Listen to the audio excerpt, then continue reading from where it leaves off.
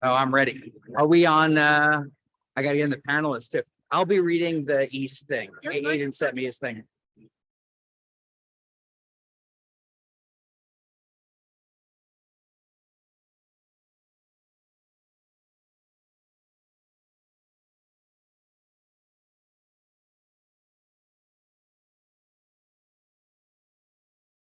Good. Ready?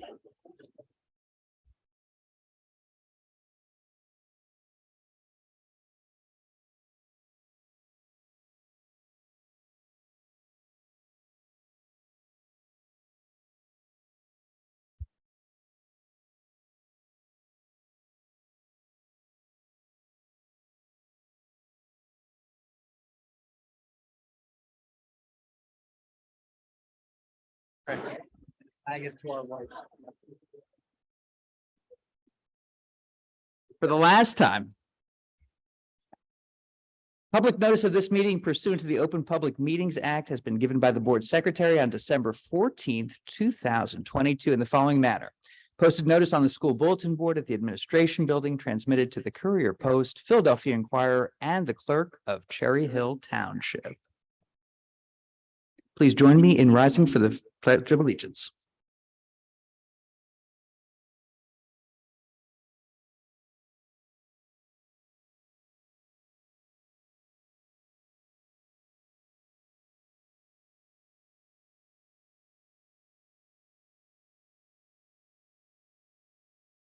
Mrs. Sugars, would you please call roll? Mrs. Arroyo. Mrs. Stratton. Here. Mrs. Fleischer. Here. Mr. Mayor. Here. Dr. Rude. Ms. Stern. Here. Mrs. Tong. Here. Mrs. Winters. Here. Mr. Avadia. Here. Thank you. We will turn it over to Dr. Malash for student recognition. Thank you, Mr. Avadia. I'm very excited this evening. A few times during the year, we have the opportunity to ask the board to recognize students from the district for special accomplishments and significant accomplishments that they've made as individuals, or in this instance, many of them as teams. So I'm very excited. We have a number of teams from the fall season that we're going to recognize tonight. I'd like Mr. Barrow, our District Director of Athletics, and Mrs. Wilson, our Public Information Officer, if you could both join me up at the podium. And student athletes, when you are recognized, your coach or Mr. Barrow will be introducing you by name. We ask that you come up to the front so you can be recognized by the board. We'll give you a certificate. We don't do handshaking with the board anymore, but just if you'll come up. After we go through that piece, Mrs. Wilson is going to want to take pictures of all of you. Mrs. Wethington is going to take pictures of all of you. So after each group, she'll meet you down at the end of the hallway. And I guess Mrs. Wethington figure out where Miss Mallory is going to do it. The football team's going to the boardroom, Dr. Malash. Say it again. The football team's going to the boardroom. Okay. So the ladies, they'll meet you guys down the end of the hallway and do pictures. Everyone is welcome to come back for the rest of the meeting after you do your pictures. If you have homework or other things that are going on, we certainly understand that as well. So Mrs. Wilson, Mr. Brow, if you would meet me up at the front podium.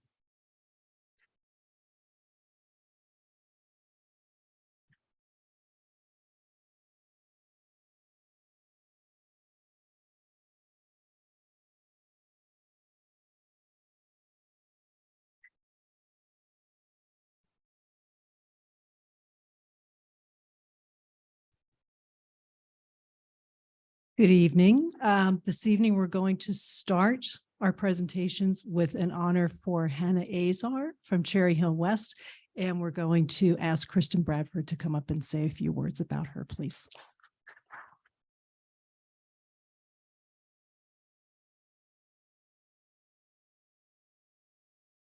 Okay, good evening. I have a couple. Sure. Hannah, I'm going to ask you to come up as well. This is Hannah Azar, everyone. Our #1 singles player from Cherry Hill West High School. Hannah has a wonderful story, inspiring story, really. It started in 2020 when she was diagnosed with scoliosis. It's pretty severe scoliosis. She went through a period of time where in 8th grade, she's like, I want to play tennis for Cherry Hill West. So I would like to try to make that happen. and she went through a bracing PT program. And after that year in her freshman year, she found out that she needed to undergo surgery for a spinal infusion. Her surgery happened last year, November 2022, and she battled through her surgery, ended up having 2 staph infections. They had to go back in, remove those infections. But her goal was to basically come back as a sophomore and play for our Cherry Hill West tennis team, which she did. And this coming season, her mom and I and her family and other coaches could tell that she was in constant pain when she was playing. She had 4 matches throughout the year where she was in 3 sets, lasting about 3 hours long. And she continued to battle as our #1 singles player against the top players in South Jersey. Probably maybe the last week of our season in October, she found out that she had another staph infection this past year. So she had to go undergo surgery again. The surgery took place on November 22nd, a year to the first date of her original surgery. She had to have her rods in her back completely removed, which she is undergoing recovery right now. And we're very, very happy that she's here. On January 10th, which is up and coming, she is going to have her rods replaced in her back with probably about 20 screws. But she has a wonderful young lady, inspiring to many, many people. Her story continues to go on, and she is really truly what the heart of a lion truly is. And Hannah, we are so proud of you. And she was actually awarded the South Jersey Most Courageous Player Award for South Jersey girls tennis. So that's quite an accolade, and we'd like to present to you.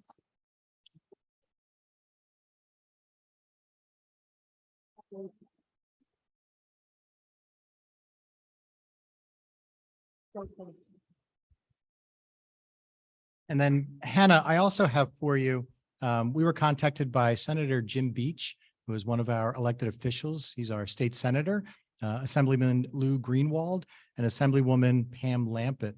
And they apologized that none of them could be here this evening, but they have a special joint legislative resolution for you that they asked that we present to you this evening. And they asked me to read it, so I shall. Whereas the State and General Assembly of the State of New Jersey are pleased to salute Hannah, a greatly admired resident of the Garden State, who has been honored with the South Jersey Tennis Coaches Association Courageous Award for 2022.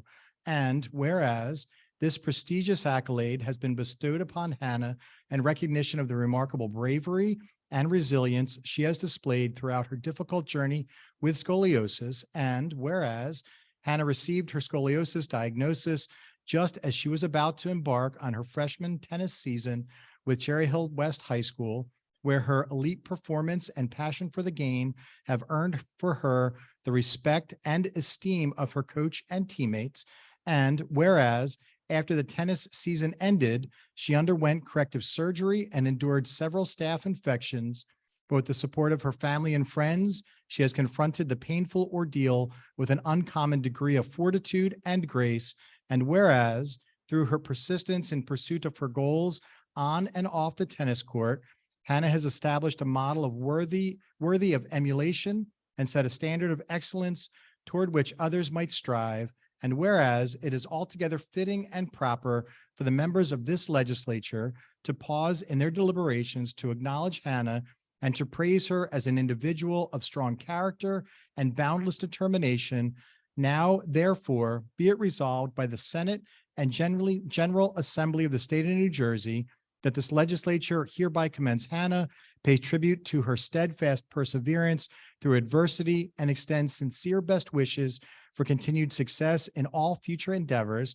And be it further resolved that a duly authenticated copy of this resolution, signed by the Senate President and the Assembly Speaker, and attested by the Senate Secretary and the Assembly Clerk, be transmitted to Hannah.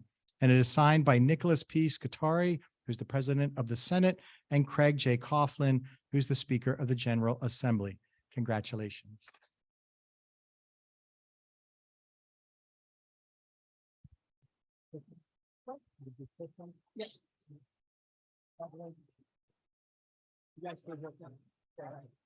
Thank you.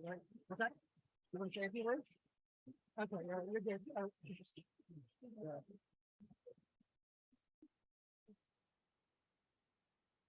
Congratulations. Our next presentation, we'd like to ask the head coach from Cherry Hill East Tennis to please come up here, Miss Mary Jewett.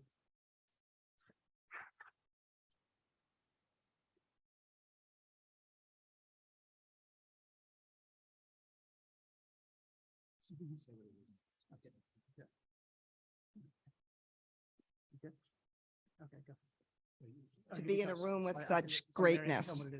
Oh, Sorry. oh, Sorry. what is it? So this is really a great example of camaraderie. So Kristen Bradford was named the South Jersey Tennis Coaches Association Coach of the Year.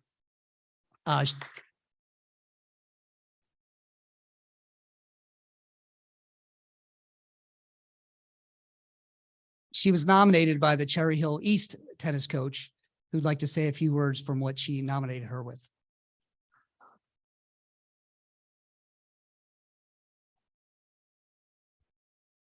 As I was saying before, it's wonderful to be in a room with such greatness.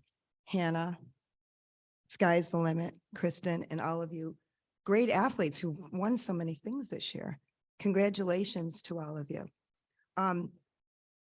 In the history of the South Jersey Tennis Coaches Association, at the end of the season in mid-November, we all get together and we vote on certain things.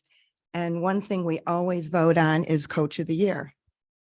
And ever since I've been at East and part of the association, which is, I don't know, 24, 25, I don't know how many years, it's always goes to the coach that has won a state championship, which is very few and far between, but mostly a sectional championship. And they get up and they talk about, you know, how they won. This year, there were 2 coaches present at that meeting and they didn't win. When we first started talking about Kristen, their heads turned for many reasons. Number one, last season, they were 0 and 14, and they had 7 players. This year, they were 7 and 8. Talk about great coaching. She also was able to recruit 28 girls. So she went from 7 to 28. Coach Bradford has an easy job of recruiting because of her learning environment, her excitement for the team, and motivation to create the team. Coach Bradford inspires confidence, innovation, and action. She is infectiously encouraging. She's uncompromisingly supportive. Coach Bradford is intuitive, and I think that's because of you, Dad. She develops a mindset focusing on the process and capacity, not just the abilities, the results, and the outputs. Coach Bradford is also a nonstop learner herself. She builds a warm family environment for her team. What high school student doesn't want to feel accepted as part of a family?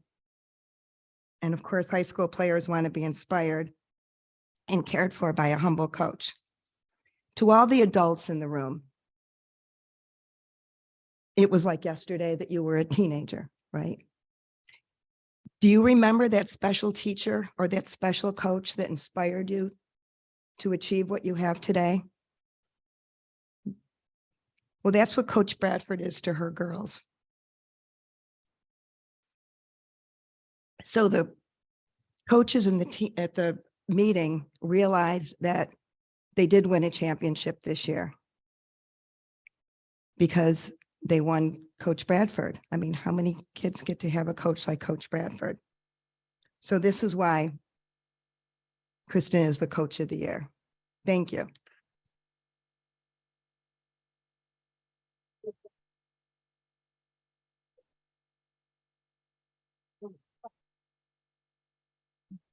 I just want to say thank you so much. It's wonderful to have a amazing mentor as Mary Jewett. I played in high school in 01 to 04, and she was the coach at Cherry Hill East. And what a wonderful thing that I had the ability to be able to have her as my mentor as well as my friend. So thank you so much. And I just want to mention, I know this is a long night. We're going a lot about tennis, girls tennis tonight. But I just want to thank my team. If it wasn't for my girls, the hard work that they put on and off the court, I wouldn't be here tonight. It's really because of their achievements on the court, their achievements to grow our program. And I'm really excited. It's only been 2 years since I've been back, and we have a lot more to accomplish. So I'm really excited. And thank you so much for recognizing all the full sports award winners. It's wonderful to kind of see these athletes and all they've achieved throughout the year. So thank you so much. She wants to say one thing. Go, hurry up, hurry up. Congratulations, everyone. And Good job. Thank you so much. Thank you.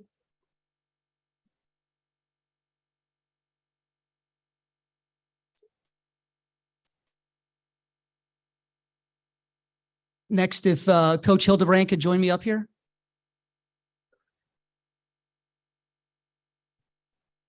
We'll be presenting to Beck Boys Soccer, who were the South Jersey Middle School League champions this year. We just want to thank again the Board of Education, the parents, Dr. Malash for again recognizing the Beck boys Bobcats had a really great season this year. They went 10-2. They won their first South Jersey championship for Beck Middle School.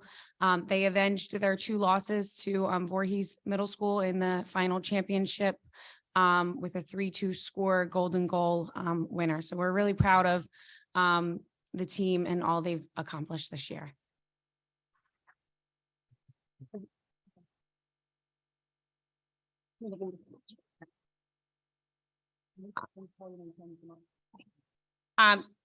As soon as I call your name, if you could come up if you're here. Jay Chalmers.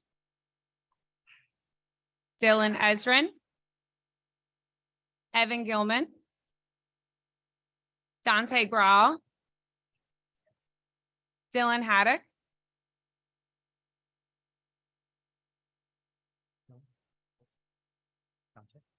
Felipe Canacri, sorry. Dylan Levy. Judah Neve. Anish Rajagopal. Casey Schulman. Jacob Tennis. Sean Tishy. Dylan Zane. Benjamin Boucher. Justin Doyle.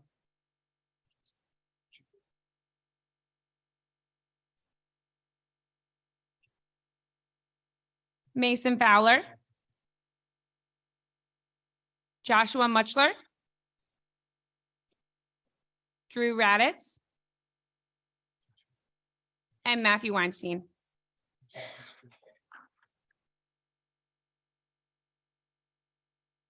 Thank you so much.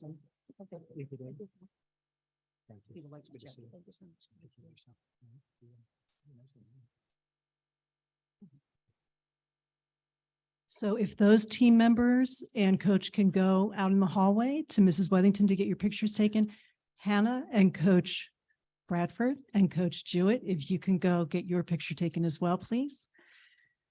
And we'll move on.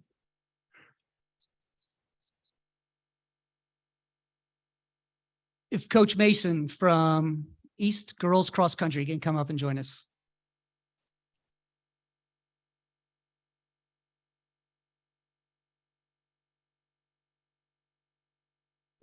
This is Coach Mason's first season as our head coach for East Girls Cross Country. And it was such an exciting day, an exciting season for them.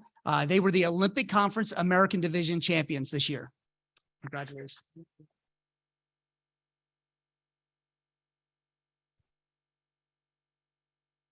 Thank you so much. Coming into this season, we really were the underdogs coming in, and no one really expected us to achieve what we had done. And the girls did an absolutely amazing job, starting out with captain's practices all the way back into June, and then progressing forward through the season. So I'd like to just bring up, there's only 3 of the varsity runners able to come tonight. So I'd like to actually call them up right now. And that is Liz Ludman, Kate Feutner, and Jessica Zhao.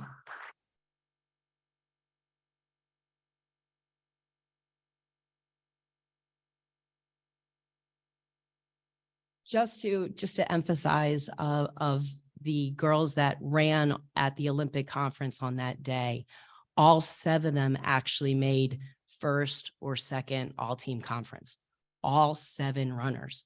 So that's absolutely amazing and such a compliment to these girls that were willing to make a commitment with the new coach, buy into the program, and do the hard work that they did. So I just wanted to give them another thank you and congratulations to all 3 of them for doing that. And just one last statement, we made it past sectionals and it competed at the state level. So I look forward to what these girls can do next year. So thank you.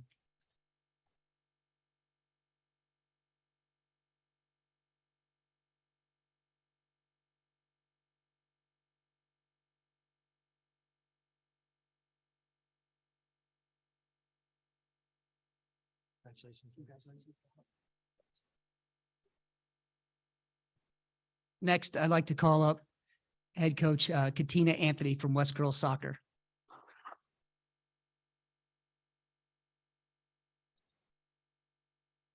So this was a memorable season for West Girls Soccer. For the first time ever in school history, they were the NJSIA Group 3 South Sectional Champions.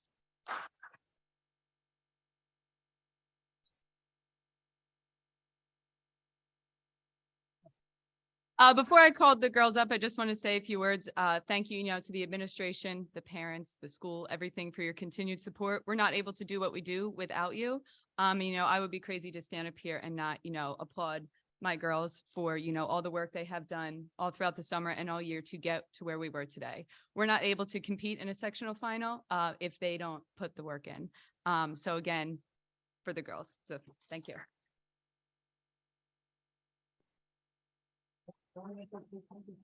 Oh, and we went to the state championship too. If you watched the World Cup this weekend, we fell in penalty kicks. Not a great way to go, but again, just immensely proud of them and their efforts. Representing our school and community. I couldn't ask for a better group to do it with. So again.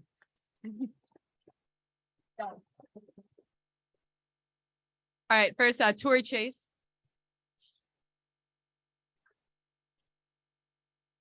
Isabella Bella Cordero. Kennedy Erdman. Reese Heil. Oh, thanks. Swim meet tonight. Sorry, I have like 10 of them not here. Abigail Leparati. Swim meet. Swim meet. Salma Khalil.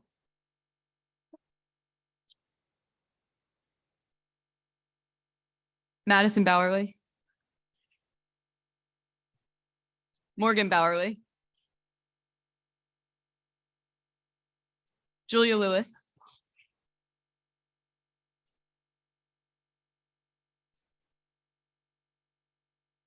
Bryce Westervelt.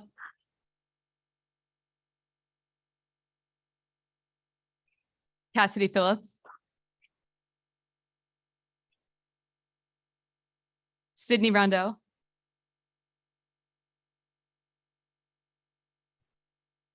Danielle Short. Julie Short. Reagan Smith. And Rena Katsudakis.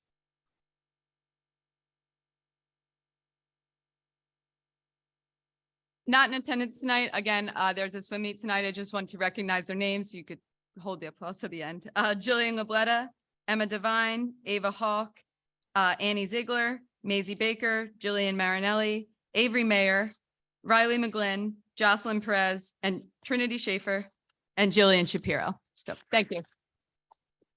Thank you.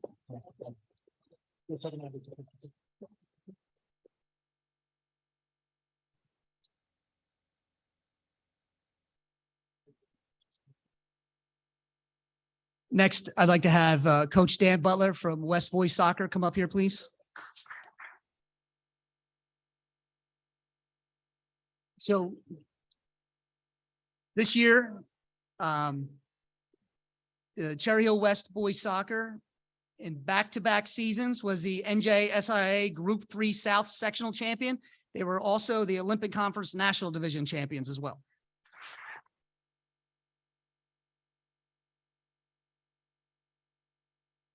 First off, thank you to Dr. Malash, Mr. Burrell, and all members of the Board of Ed for taking this opportunity to recognize all of our athletes on their amazing accomplishments.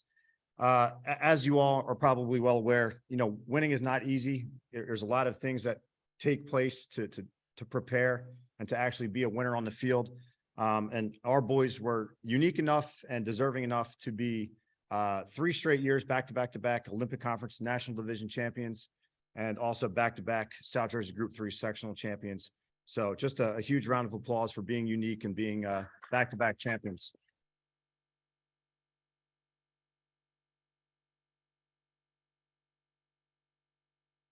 Joseph Conti. Gabriel Faust. Jarrett Hawk. Leonardo Abanez Espinoza. Peter Grafeo.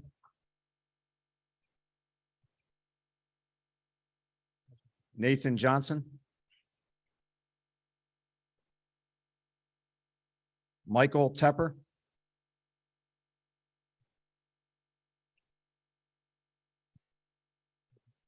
Christopher Williams. Jack Young.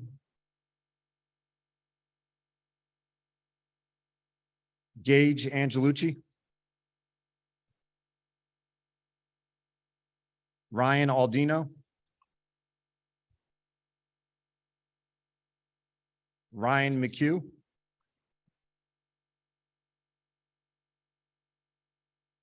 Aiden McMillan.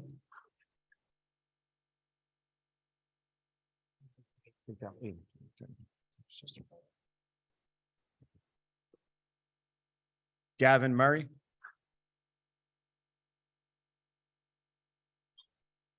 Leo Urafici.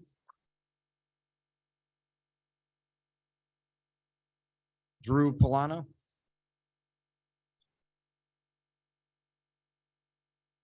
Aiden Ryder. Justin Smith. Sekou Tarrant.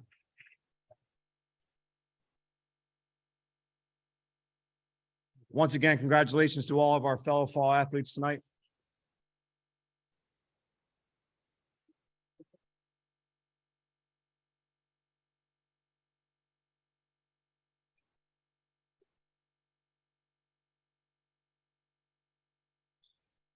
Lastly, I'd like to call up Coach Tyler Drob from Cherry Hill East Football.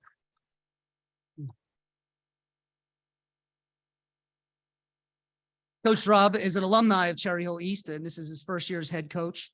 And they were the West Jersey Football League Classic Division champions. This is the first time they've won their division since 1994. And I know that was a long time ago because that's when I graduated high school. Without further ado, Coach Tyler Drob. Mr. Burrell, I'm sorry to interrupt, but there was one boys soccer team player who I believe is in attendance that we need to recognize from the Cherry Hill High School West soccer team, Chase Johnson.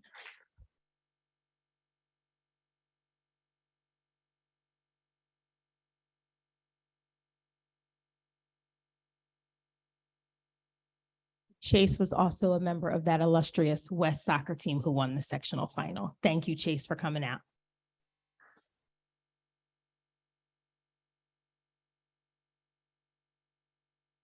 I just want to start by first thanking Dr. Malash, Mr. Burrell, and our entire board for doing this. I think it's really awesome to honor the student athletes for all the hard work they put in.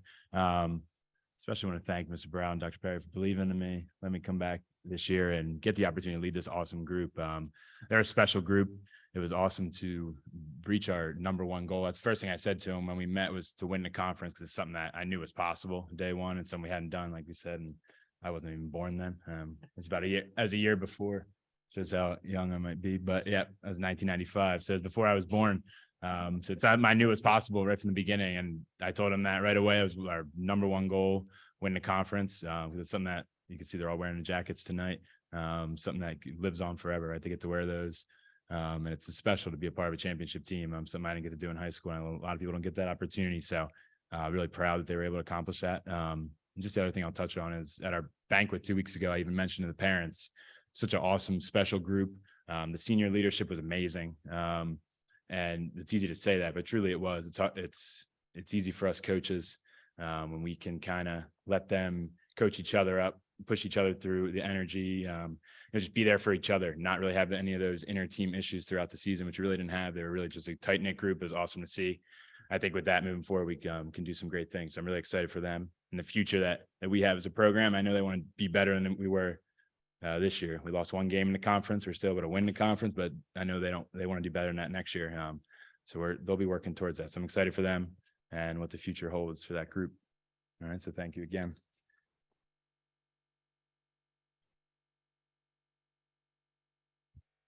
All right, let's how about all the guys that are here, you can come up. We can all come up at once, and then I'll call your names out, make it easier so I don't miss any of you. You can all come up at once and I'll call them out. We'll do that. So I know we have a good amount in other sports that are missing tonight. Just keep it. You call them all. Yeah. All right. Nick Ramos. Nick Ramos. There we go. Jason Ritchie. Not here. All right, Zach Salisbury. Yeah. He's here. Ryan Gorman. He's here now. Yeah, I'll hand you some of these. I'll read out our others actually. Ethan Haddock, Sean Haney, A.L. Harose, Justin Herskowitz, Jake Janicki, right front and center right here. Seth Jones, Mike Jones, Sean Jameson, Josiah Karima, Isaiah Donaldson. I see you here. All right, Nico Garcia is here this evening. No. I will say it's tremendous how many guys we have doing other sports. We have about over 35 right now. It's in here. Let me just call those guys. Alex Tanaka. I can get him for you, actually. We'll do it this way. Yeah. Andrew Watson. Do it this way. Troy Spencer. Jackson Bowman. Aiden Stewart. Justin Livingston. Jonas Sneed. Denzel Lee. Ben Cohen. Darius Barlow. Vedant Menon. And Brett Rooney, our last one.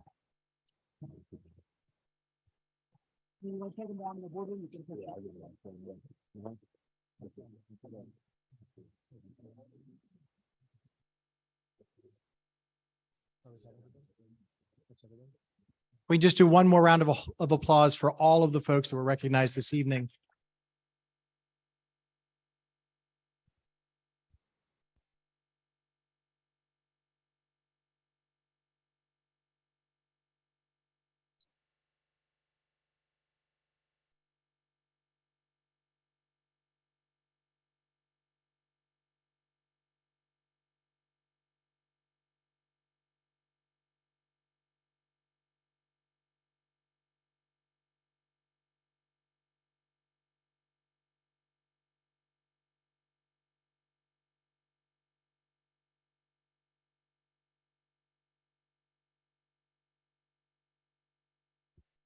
All right. Well, congratulations to all the teams and all that they were able to do this season and all the incredible people in the district that were just recognized. And now, maybe not the moment you've all been waiting for, just judging by the room. But there's a thing, I guess, about, so usually I would gavel the meeting, but I'm about to be recognized. And so I will give this over to my trusty VP over here to take us through board member recognition. So tonight, we have two retiring seated board members and another retiring former board member we want to officially recognize. So these three board members served during a tough and intense time and tackled once in a century challenges. They spent untold hours for this volunteer job. Their families sacrificed a lot to support them in this volunteer position. And they did it out of dedication and caring for these kids and this community. So at this time, I would like to thank and recognize Kim Friedel, if you would come to the podium, please.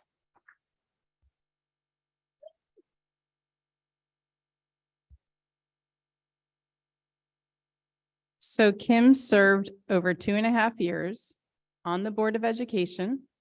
She was committee chair for our Policy and Legislation Committee. And I'll hold my personal comments till after, but that's what I want to recognize. And we have a card for you as well.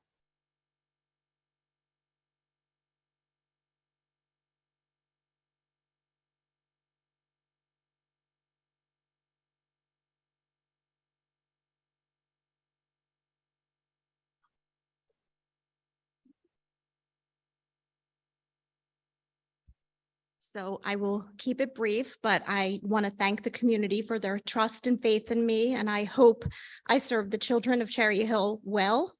And I fully intend to continue serving the children of Cherry Hill well. And I will be a voice for their rights and that they are getting the best education in this township that they are entitled to. Thank you to the board members for your continued work. Thank you to the administration. And I wish you all a happy and safe new year.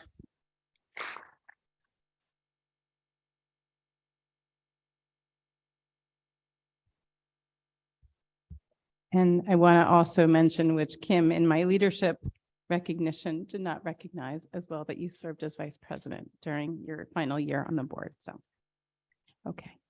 Or second to the final year. So I also want to recognize, although unfortunately something occurred and Rosie Arroyo was not able to make it tonight, I do really want to recognize Rosie Arroyo, who is completing her 3 years of service on the board. And she was also a committee chair for curriculum and instruction this past year.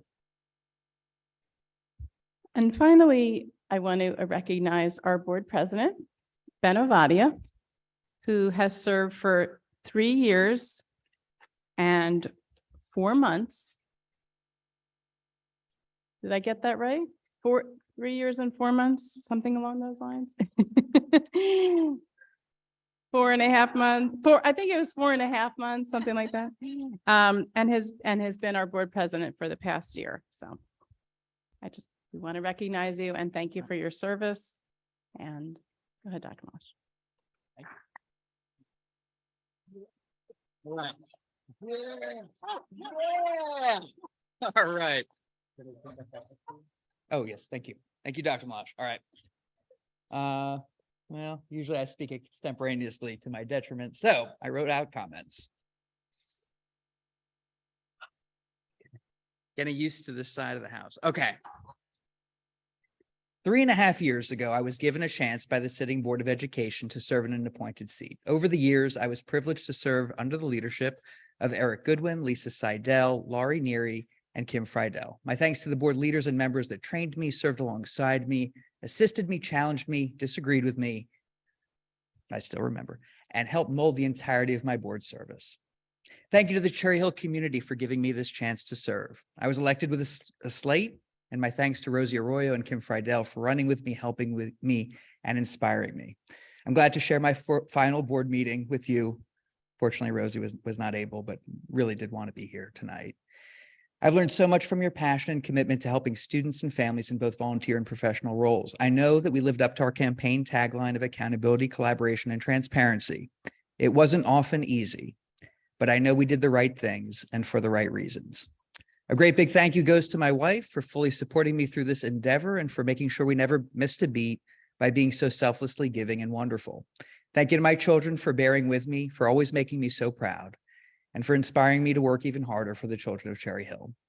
Thank you to this administration for working so hard in partnership with the board.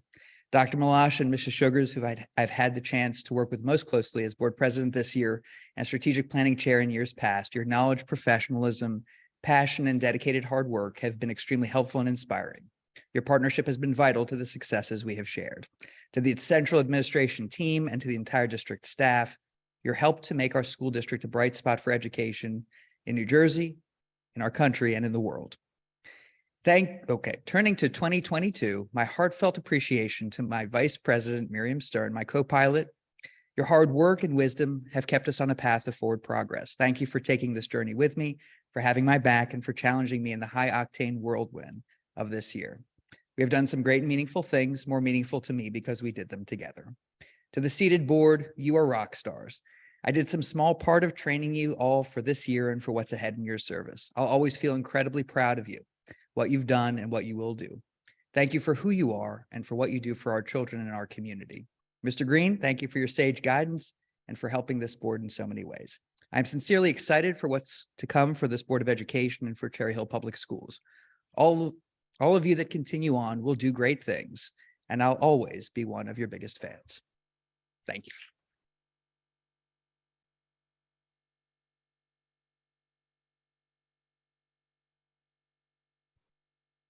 Thank you, Mr. Ovadia. At this time, I would like to offer an opportunity and to invite any board member who would like to say a few words of recognitions about our retiring board members. And if there is anyone, we'll start, I guess, to my left and go the other way. So if you would like to speak, please just lean into your microphone and begin. So for those of you who don't know, I'm used to speaking in public and I never script my comments, which is thrilling for me because I don't know where a particular sentence might end. It tends to be terrifying for the subjects because they really don't know where my sentences are going to end. But I'll be brief tonight. I want to thank, first of all three, Kim, I'm glad you're here tonight. Rosie, sorry, she's not here. And Ben, for doing something that I value more than anything, which is teaching me. I am a lifelong learner. Kids call me the biggest nerd they've ever known. There's no subject I don't want to learn more about, even if it's completely irrelevant and irrational. But all three of you have taught me tremendously important lessons in governance and in patience.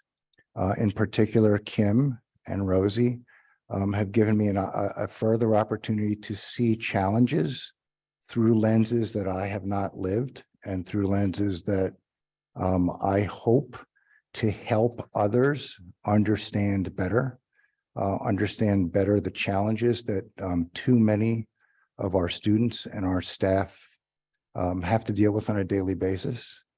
Something that I understand on an academic level, but could never understand from a lived perspective. And having the opportunity to hear, Kim, from you, from sometimes just some of the questions you asked at meetings, issues that you've brought up, and Rosie has done the same, often from different perspectives, but both valuable and both tremendously helpful for me going forward. So while neither of you are on the board further, know that your perspectives and your lessons have resonated with me and will continue.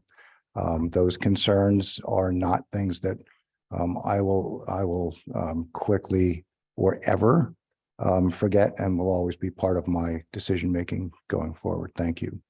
To Ben, you've taught me patience on a level that was truly impressive.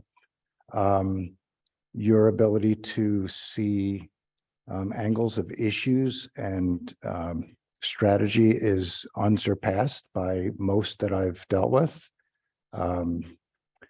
I have often come away from one-on-one discussions and board meetings truly impressed with how you have helped to shape discussions and with all of the work that you've done to help us, to teach us to be better, to expect more of ourselves so that we can deliver more for the children of the community, and the work that you did to lead all of us through the successful bond vote is something that few of us can truly appreciate. Some of us can, because we know how hard you worked and how hard you requested us to work. But we wanted to do it. And partly I wanted to do it because of how hard I knew you were working and what it meant to you and to all of us. So thank you for all of those lessons. Thank you for the guidance. Thank you for giving me a bar that I will attempt to reach, but I will not be disappointed if I don't, because you've all set it so high. Thank you. Thank you for the opportunity to speak tonight. So I'm doing opposite of what Mr. Mayor did. I wrote my notes down because I know I wanted to be succinct and also be fast, which is appreciated by everybody here. First, I want to start with Kim. Thank you so much for your guidance and support over the year. When you were here, you were my predecessor to the chair of P&L. So you helped create a solid foundation for our committee to grow, and it's just grown since there. Your passion for our students and to help make this district stronger was evident at every turn. And I wish you continued success, and no doubt that you'll still be fighting for our kids in Cherry Hill. So thank you for helping. I do want to say Rosie's, because I think it's important. Rosie, I told her many times I enjoyed working with her, but she was the first Latina elected board member in Cherry Hill. And I just think it takes a moment to pause, and hopefully there's many more on the way, but I was honored to actually sit with her at this table, and I hope to work with her in the future. Her dedication to student voice and equity and her drive to make Cherry Hill a better place. I was really lucky to have the opportunity to work with her. So I'm going to make her watch this later so she can be here tonight. And lastly, Ben. Ben, I want to say it's been an absolute privilege to work with you this past year. Your vision and drive and passion for the district is something that I've truly, really appreciated, especially when it came to the bonds. You pushed us all very much, and I think we all appreciated it, especially afterwards, but but I appreciate all your drive. There's no doubt that you've definitely made it a lasting positive mark on this board and made this district a better, more successful place for our students. Thank you so much for your unending energy and enthusiasm, your hard work and dedication, and for always answering my texts and calls. You will be missed on the board. Thank you. I'm glad to see there's folks that have flowers here, because I'm big on giving people their flowers when they can actually enjoy them. So for Kim, for Ben, for Rosie that's not here, please get better quickly. And even I see Lori out there, thank you all for just what you've done. You've been there through the hard times. Times that no one has ever gone through. You can say that wholeheartedly. No one has ever had to make the decisions and things that you've had to do. People don't understand that even though, we sign up to hopefully sit in these seats, it takes a lot to sit here, and not only on us, but on our families too. And we do it just because we care about our community and we want to stay vested in our community. So I thank each of you for that. I thank you, Ben, for being the person that everybody hates, and then everybody loves, and then everybody hates, and then everybody loves. I thank you. You take it so well for all of us. I appreciate that. Lori, the same thing. The same thing. No one knows what we've all gone through together. I'm going to self-appoint myself as Ben's first team when we were appointed together. So no offense, Kim and Rosie, but he was my guy. We came in together. So I just appreciate all of you. We all know what you put your families through for the sake of 10,000 plus children, and it's appreciated. It doesn't go unnoticed. And I hope that you feel like you left a mark here, and maybe even come back later. I don't know, do something that no one's ever been done. Come back again. So appreciate you. For Rosie that's not here, she already knows, I guess, my persona favorita en todo el mundo. I love her. I agree with Mrs. Fleischer. It's remarkable her being the first Latina to sit here, and I hope she's not the last to sit here.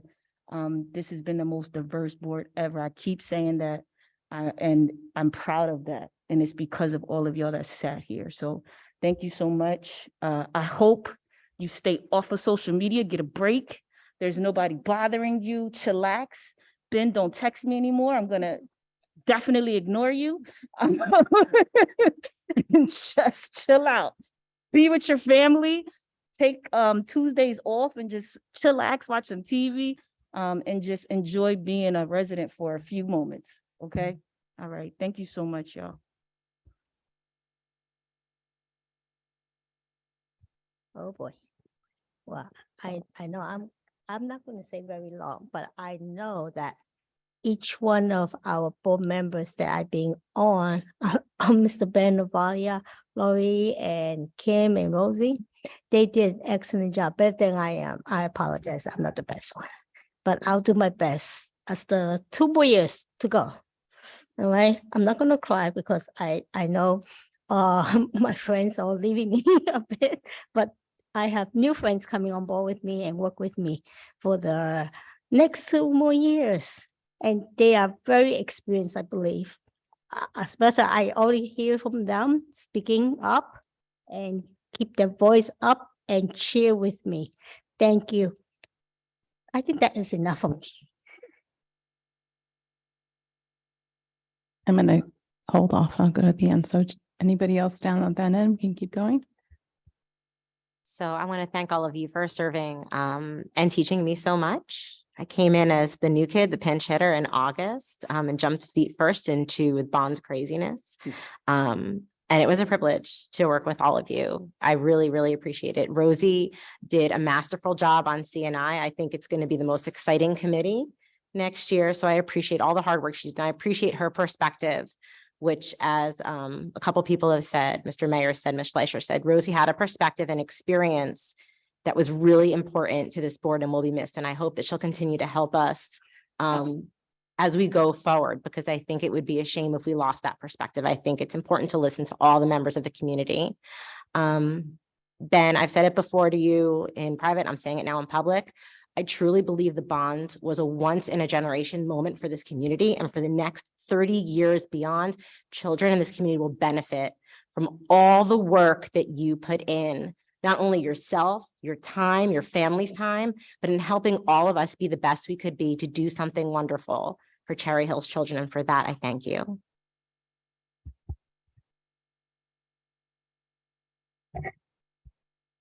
Try to be quick. I think it was my second or third board meeting when Kim stepped in to remind me that I can't yell at the second during second comment. I have to just sit here and shut up.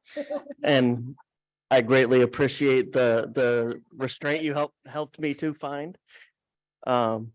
That was excellent. I also learned a lot from the types of comments that you would make, the way that you would analyze different things. I appreciate that, and it helped me, I think, find a little bit more of my footing here. Rosie always comes out with this stuff that I'm like, that didn't even like cross my mind. And I love that change in perspective. I love the way that she helped me see around different items. She also helped me with the dysphoria of speaking in public. Cause just her being next to me, I could be like, did that sound crazy? And hopefully Gina will fill that role now. But and Ben, you're number one. That's how I literally sign emails to administration as Ben number 2. And I think I'll continue to do that even when number 1 is not around. I'm really impressed by your just dedication and the amount of effort and hard work you put in. I think everybody has said it more elegantly, but like, kudos, what job well done. I'm sad I won't be serving with you on the board longer. So thank you to all of you. You're awesome. Okay, so I'm going to start with Kim. Kim, you are always very good at recognizing all the details, even tonight when I left one out, and I always appreciate that. You are a woman of courage and of great accomplishments. You're a lifelong Cherry Hiller, which with deep roots, and you're deeply committed to this town and to our students. You juggled beautifully the school board, being a mom, and having a very demanding job. It's nice to see you have your family here with you tonight, some of your family. As an educational professional, you brought a vast body of institutional knowledge from which the board greatly benefited. And when it comes to statutes and regulations, I never had to ask Google. I could simply ask you. So I thank you for your commitment to our kids, to this school district, and to this town. And I know that deep in your heart, you will always stay engaged here. And we're very, very lucky for that. And I'm going to also speak about Rosie. So Rosie, when you're watching this later, hopefully you'll at least hear these comments. Rosie is a thought leader. Rosie, you are a woman who has broken many barriers at a young age, and you will continue to do so. You've always brought an important perspective that enhanced our understanding and our decisions. You are a role model and inspiration for many students and people in our community. You know the importance of having a seat at the table, and you embrace it. It has truly been a pleasure to serve with you. Oh gosh, okay, here we go. Ben, this has been a journey. The beginning of your board service was truly trial by fire. Your quiet, calm demeanor sometimes masks the incredibly active and engaged way that you approach your board service. Under your leadership, the board has undergone a significant reworking of how we function and what we accomplish. You believe deeply in building up leaders. You are a powerhouse. You push us all. You drive us all to work harder and to do better. As president, you sprinted out of the gate last January, and as of December 20th, today, you have still not slowed down. You are creative, fearless, deeply thoughtful, and unwavering in your commitment to the students and to the district. You were instrumental in the bonds passing, and in doing so, leave a generational legacy for the betterment of our town. I will miss our synergy as president and vice president, but my promise to you is that I will do my part to continue your commitment to put our students first and to ensure we all work towards the best future for our district. Okay.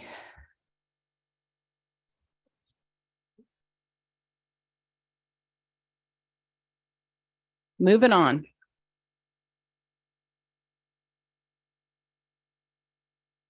All right, I'll take this gavel back for just a little bit here. All right, so next we've got an administrative presentation, and it is called Planning for Student Success. And Dr. Malash will introduce it. Thank you, Mr. Avadia. I'd like to ask Dr. Perry, the principal at High School East, Mr. Guy, the principal at Rosa Middle School, and Mr. Burgess, the principal at Bret Hart Elementary School. They're going to be delivering the presentation. These three gentlemen have worked with Dr. Morton and Dr. Mahan in putting together the information. They're sharing a representative presentation on behalf of themselves, as well as the other building principals in the district. This is related to the district goals and part of the regular updates that are included within the district goals. And I believe, Mr. Plavinsky, we're all set on the screen. It's being shared with the electronic part of our community, and the folks in the all-purpose room here at Lewis can see that. So I will turn it over to Mr. Burgess. You starting us off? All right, pal. Good evening. Board President Avadia. Congratulations. Good evening, board members. Good evening, Dr. Malash, as well as central office administrators, as well as families. So I have the pleasure today of talking about school data. I get a little bit excited about it. Not as excited as I was before COVID. Like now trying to bring things back together is definitely a challenge. But one of the things that we have to do is kind of look at student data just to make sure that we're going in the right direction. So there's some things that we baked into the cake to ensure that this happens throughout the year. Each elementary school have PLC time. And for those who don't know what PLCs are, they're professional learning communities. Every morning between 8:15 and 8:40, we have time where we go plan that's outside of teachers' planning time. So teachers still have their planning time throughout the day, but we also get a 30-minute block to take a look at data, to analyze formative and summative assessments, to look at attendance data, discipline, and a variety of other types of data is baked into the cake. as well as our faculty meetings. Our faculty meetings are times when we do not only professional development for our staff or focusing on something that we want to talk about that relates to the school, but we also take time to unpack some of the data. And generally, we're unpacking like big pieces of data like NJSLA, or are we looking at climate data, or are we looking at things that relates to our school? Another thing that's baked into the cake is that our district administrators set time during our during our principal meetings. So the elementary school principals meet once a month. And during that time, we either have professional development, we review a lot of policy stuff, but we also take some time throughout the year to take a look at a lot of different parts, a lot of different pieces of data and plan some of our goals around that data. So a goal, for instance, may be, an example is displayed on the screen where we'll say fourth graders will perform at 4 or 5, receive a 4 or 5 on NJSLA in the spring. But we may go a little bit deeper and say at least 10% of our students will have growth. We may say 10% because it's hard to get everybody at one place at the same time. So we may take a growth perspective, but it's not enough just to write down a goal. So those opportunities when we're talking about data allows us to take some time to take a look at specific standards that we may be struggling in, and also celebrate standards that we're strong in, right? But it also, we also have conversations around how do we group our students so that we ensure success for them. So we see that there's a pattern that's struggling. We could take some time to say, how does it look as the year progresses if we want to see those students move and progress forward. We also could take some time to look at the resources that we have, specifically with the coaches that we have. We have some really dynamic and profound coaches. I absolutely love my literacy coach. She does some great work with the teachers, Nicole Overby. But we also have our district math coach, who's been a huge help for me since day one. Patrick and Scott, the director, he's been a huge help. Just in terms of looking at resources, looking at how do we pace our way through curriculum, looking at how do we analyze formative and summative data, and how do we plan to provide interventions and enrichment. But those goals have to be monitored throughout the year. So at times we have to meet with our supervisors and talk about benchmarks to see if we hit our benchmarks throughout the entire year. But an example of looking at some of our ELA data is taking a look at our NJSLA. And we may say, all right, so what standards are we weak in compared to the district, compared to the state? Which standards do we overperform in and which standards do we underperform in? For students that don't take the NJSLA, we also could take a look at our DIBLs, which is our pre-intervention screening for our new students. And then that allows us to know what baselines we have working with the students that's coming in who may not have had any assessment data. Our literacy coaches, our coaches across the board are instrumental in supporting us.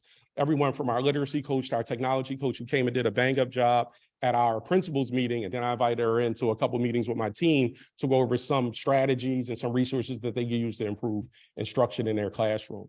But those are things that they help us to focus in on at our PLCs and during our faculty meetings. And we know that our big focus right now is math. And the great thing is the district has identified resources that will help us to build our capacity across our schools. Using great minds, they come in, they do strategic walkthroughs with us. They do professional development, not only for administrators, they also do it with the teachers. So they'll walk through and do targeted walkthrough with us, as well as do targeted walkthrough and coaching cycles with our teachers. In addition to that, the coaches also are helping us to learn how to use the pre-assessment data that goes with each of the modules. So they provide teachers guidance, support, how to interpret the data, and how to peel the layers off to see what is it that we need to do in order to get the biggest bang for our buck. So data is very important in regards to how we use it across the district. We know as we progress through coming out of COVID, some of the things we got to put back together, and it's going to take a little bit of time because of the disruption that occurred, but I'm confident we're moving in the right direction. Mr. Guy.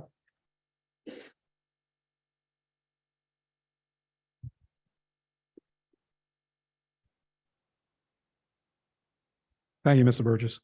Congratulations to our retiring board members, to central office staff, to my colleagues, to our family members.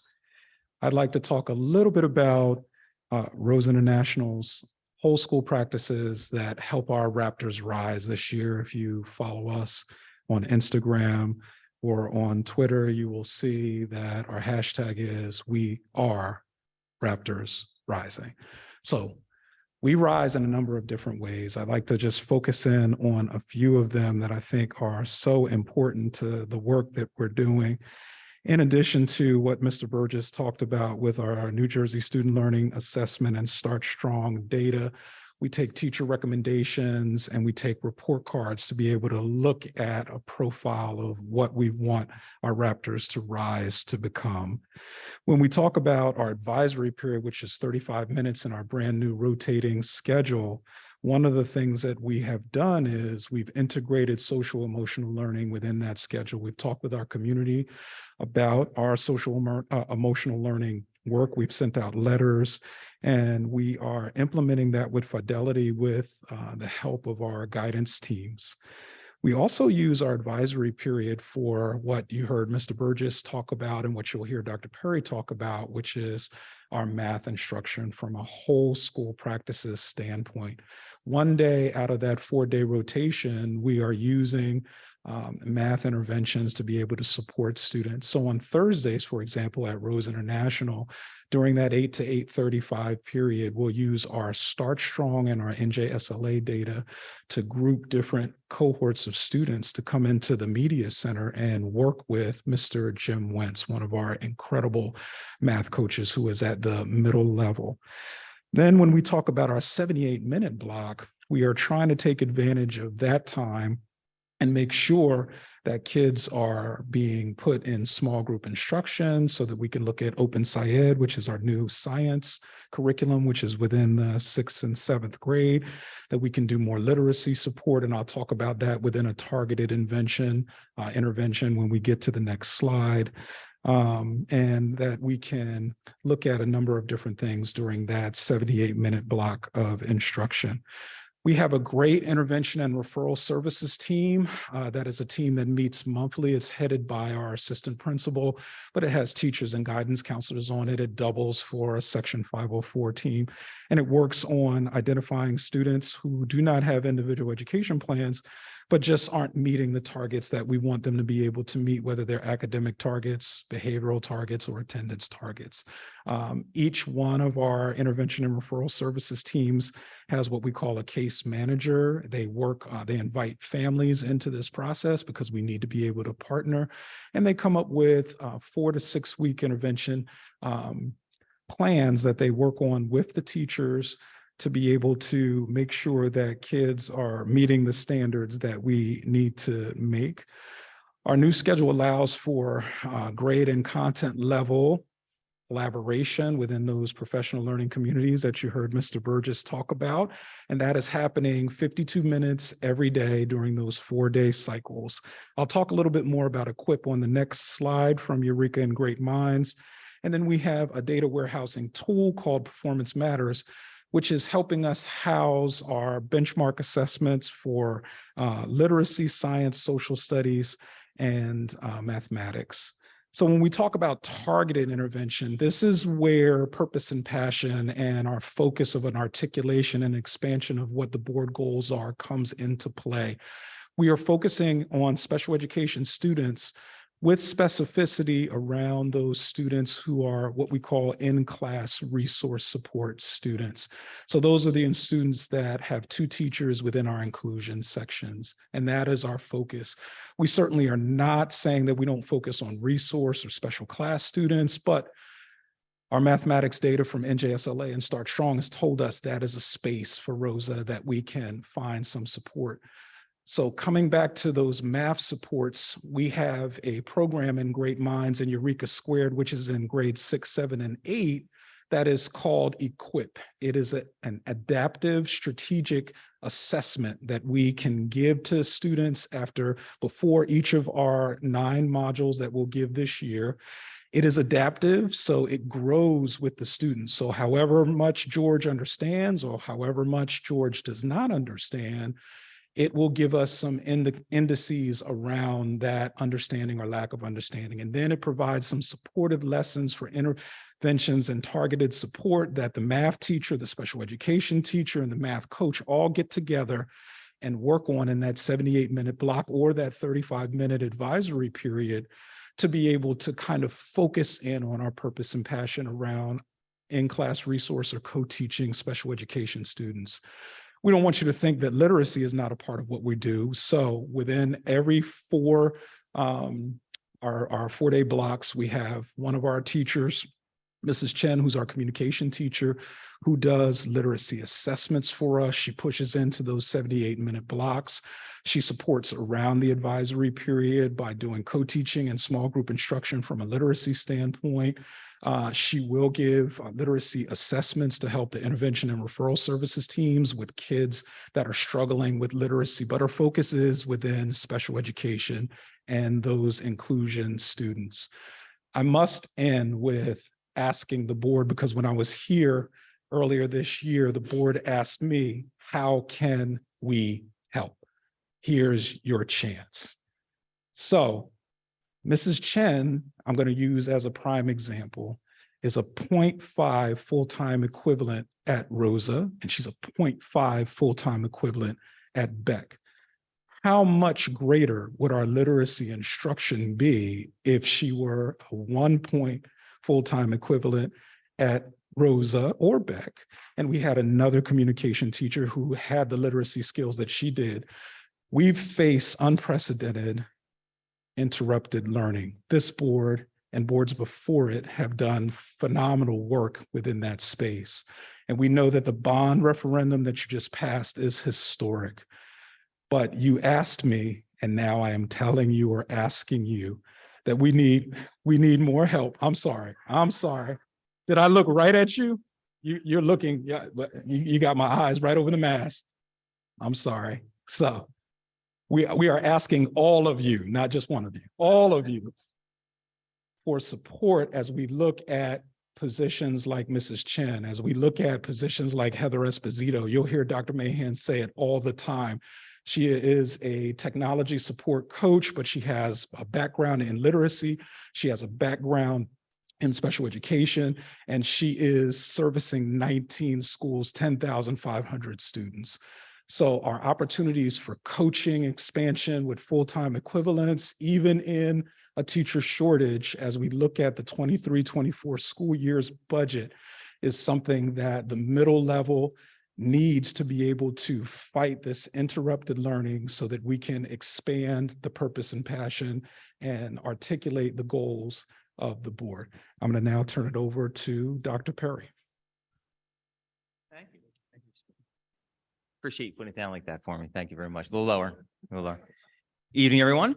Good evening, and congratulations to those retiring tonight and those that were here, and welcome to everyone else. And thank you for being here tonight. Truly, I know that I and my colleagues, we greatly appreciate the opportunity to share with you what's happening in the schools. From your vantage point, the information that you receive is often funneled and filtered in various ways, and it's a real nice opportunity for us to share what's happening in our schools. There are great things that are happening in our schools tonight, so I greatly appreciate this opportunity. Just as a framing for my comments. So at the high school, we're very large, right? We're over 2,100 students at East, which was interesting as I listened to some of the folks campaigning in different states and mayors of various towns that are much smaller than East is itself. So just to give you a general sense of the enormity of the school and also the greatness of our students that we have there. And so the approach that we take in having that size is recognizing that we can't pivot quickly at a high school, right? It's hard to turn the battleship and at any quick minute. And so the assumption that we move forward with is that our curriculum is aligned with the standards and that the benchmark assessments that we have are a measurement of our curriculum. And so our focus is on our children doing well in the classes that we have. We did have an opportunity this year, and I'll speak a little bit to this, when the state decided that this current senior class was not going to be required to pass a state assessment to graduate, we were able to reallocate some of our math teachers that teach a senior seminar course to help with some of the algebra support that we're offering this year. That's really a one-time opportunity that we had this year. In a typical year, that would not be the opportunity that we would have to pivot in that way. But I'm very happy that we're able to do it this year. So moving forward with the notion that our students learning our curriculum as it is will do well moving forward, do well in their classes. It'll serve them well when they leave us in up to 4 years for our seniors this current year. And that it'll serve us well on the state assessment. So focusing on good instruction, right? Teachers that teach well have students in their classes that learn well. So at East over the last many years, as we've worked through professional development, had some national folks come in and work with us. We've read some great books together, read many articles, and done a lot of professional development together. We've consolidated that learning into what we call three instructional pillars at East. And they are, the first one is that learning is social, right? Recognize, especially after spending all this time behind a laptop, almost 18 months for many of our students, right? We learn from having the opportunity to talk with one another and to communicate with each other, to share our thoughts and to have our thoughts interrogated, to vet others' thinking. That's how we develop and co-construct knowledge together. And so we focus on instructional techniques that foster social learning in a classroom so that students are working together with each other to co-construct knowledge and to make meaning in a classroom. The second is cognitive engagement. All of us as students are very familiar with being good students and appearing to be good students, shaking our heads, smiling, making eye contact with the teacher when our minds are elsewhere, right? Cognitive engagement are strategies used in the classroom that expose what students' thinking is, what their current level of understanding are at that time, and provide the teacher insight into what their understandings and what their misconceptions are. And so we focused a lot of instructional time with teachers, PD time, on instructional techniques that bring about cognitive engagement in the classrooms. And then a sense of belonging, a huge focus at East. Again, being as big as we are, it's important that all of our students feel as though they belong in this school. There's people for everyone in this school. There's a place for everyone in this school, that all of our students feel welcome and wanted in our school, that our classes are inviting spaces where students want to come, want to learn, want to thrive, are comfortable asking questions and seeking answers. So belonging is really the foundation. It's the biggest of the three pillars. And it's something that we focused a lot on. Just sidebar that I'm really proud of. So we have 11 culture clubs at East. Last year, we did a series of lessons on microaggressions that was really brought about by students. Students gave us great feedback on how we could improve those lessons. And this year, each of our culture clubs are developing short 3-minute videos based on some information about their specific culture they'd like to share with others, stereotypes that they may have encountered, and then real actual situations that students from members of that club may have experienced while at East, to share with our school community. So there will be some lessons that come out of that that will begin the students, the deadline, so to speak, for students to submit or complete those videos is early January. And so we're excited about that work and for our students to really be a big part of our efforts moving forward, so that all of our students feel as though they belong in the school. Informational text, that was certainly an area of focus based on the language arts achievement data that we received this year, both in English and in social studies. That's a focus for them. The benchmark assessments in social studies revolve around informational text, and that's an instructional focus for the staff in the social studies classes. This year, we're excited. So each year we pick a book as a faculty to anchor our professional learning. And this year we're utilizing The Teenage Brain. We're also working with Julia Skolnick. She's formerly of the Franklin Institute, but she has an institute based on brain research, and has really helped a lot for our faculty, for myself, for all of us to better understand the inner workings of the teenage brain, why it is that they do what they do and think how they think. And it's been helpful in our approaches for students, particularly when we're talking about having students belong in school, because there's often an emotional response with our adolescents that we have in the high school, and helping staff to understand helps with our approach with the students. We have data meetings, as was mentioned previously by both Mr. Guy and Mr. Burgess, that working with at the secondary level, Dr. Morton. We have data meetings administratively. Our departments, particularly in mathematics, have data meetings with the math coaches, with their administration, and with each other at their PLCs to focus on the math achievement data. Our faculty and department meeting structure. So I mentioned that, again, the size of the school sometimes presents some challenges, but it also provides a lot of opportunities, right? So for our students, there's somebody for everyone. There's a place for everyone. There's an interest. We have well over 100 clubs for our students to involve themselves in. For our faculty, we have over 160 teachers at East. And so 160 folks in one room trying to do any kind of meaningful professional development has proven not to be very successful in the past. So for the last several years, we divide the faculty up into 4 cohorts. They're learning cohorts. So each month for our faculty meetings, we actually have 4 faculty meetings. We have like one Monday, Tuesday, and Wednesday after school, and then we have a 6:15 a.m. faculty meeting as well each month for staff who are unable to make it after school for a variety of reasons, coaching responsibilities, childcare, those sorts of things. Every one of those faculty meetings is a professional development opportunity. It's typically myself and 1 or 2 of our teachers that put on some sort of professional development, typically revolved around the book that we've chosen that year, which again, this year is The Teenage Brain. We have focused on academic support. We have a lunch and learn program. So the lunch and learn program happens in the middle of the day. It's approximately an hour in the middle of the day. And we provide a lot of opportunities for students. There's student wellness. Really, the entire focus is on student wellness, right? So students are expected to work diligently during the first wheel of classes, their morning classes, as well as their afternoon classes. And so it's healthy for students to have time in the middle of the day to take care of the kinds of things that they need to take care of. For many of our students, that is getting academic help. Getting academic help from their teachers. We have hundreds of students each day that meet with their teachers for academic help during that day. For other students, it's to blow off some steam, right? We have both gyms open.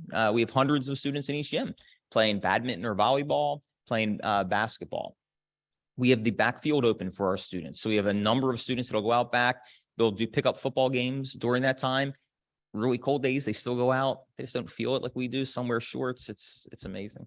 But it's a great opportunity because when they come back, they're prepared for learning, right? They've had that opportunity. They've blown off that steam. They've gotten the Doritos out of their system that they ate, that blue dye number 9 or whatever it is that, impacts the kids so much.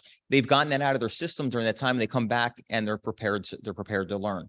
They could sit in the courtyard under a tree and talk with their friends if they want and just, decompress if they need to. So each day it could be something different. The library is available for students to have quiet study. Our clubs meet during that time.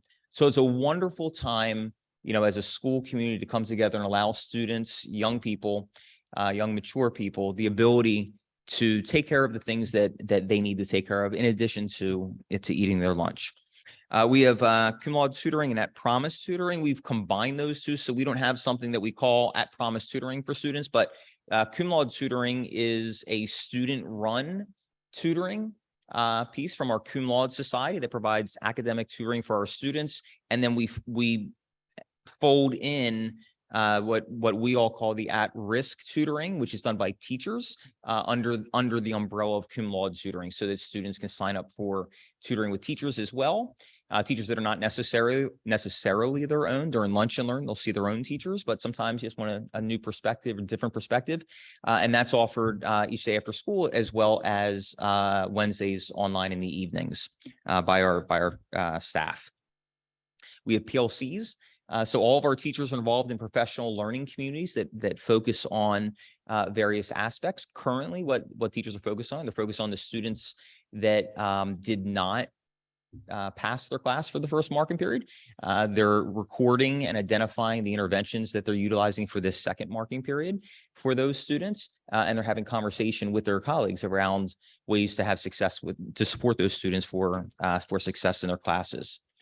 Then we have targeted interventions. So these are the things that I mentioned were global, building-wide interventions. We also have targeted interventions for individual students. I mentioned earlier that we have an opportunity this year. We only have it this year, but that we were able to pull some of the sections that we typically assign to staff to work with our seniors that have not yet passed the state assessment. And since that's not necessary this year, we were able to pull them, and we partnered math seminar classes with algebra classes. So what I mean by that is that students who are in the algebra class, we've also scheduled going into the year a study hall adjacent to that in their schedule when their teacher happens to be off. So if Dennis Perry is your algebra teacher, right, and Dennis Perry has a period later in the day for G block that might be my math seminar class, then I in his algebra class would have G block study hall, so that we could then partner up the second math class that day with the same teacher, which was something that we haven't been able to do, obviously, before staffing reasons in the past, but it's been a great opportunity this year. Utilizing the Eureka Equip, as Mr. Guys spoke about, which helps us to target individual skills for the students.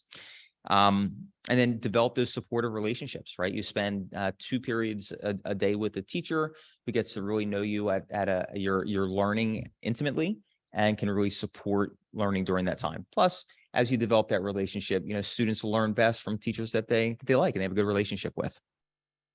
And then for after the first marking period, students who are not passing a single class, so any student that has a class that they did not pass for the first mark period, are meeting with either the guidance counselor or their administrator. Success plans are being developed. Any student that failed 2 or more classes are meeting with the administrator.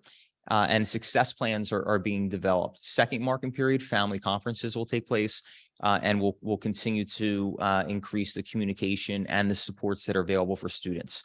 So outcomes from the success plans would be students utilizing their lunch and learn, right? So it's a lot of freedom for students. For some students, we help to target that time a little bit better for them during the lunch and learn. So they're going to see their teacher during that time. And we coordinate that with the parents. Tutoring after school, interventions in the class, those sorts of things. So we're able to utilize the success plans to support the students. We involve the child study team in that, the IRNRS, guidance counselor, administration, and the parents.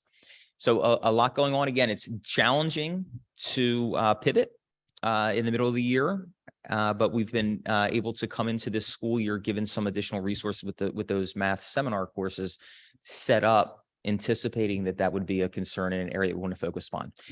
Since I wasn't asked, but I'm going to go with Mr. Guy's suggestion on what do I need? What do we need? Right. Okay. So, yeah. So thank you, Mr. Guy. So I started by saying that the most important piece, right? So for teachers, thinking at the high school teachers, some have 3 different classes that they teach during a day. They have their duty. They have 1 period a day for their prep period. So there needs to be a trust and security that the curriculum that we have is solid, right? That it's aligned with the changes that have recently occurred in the state.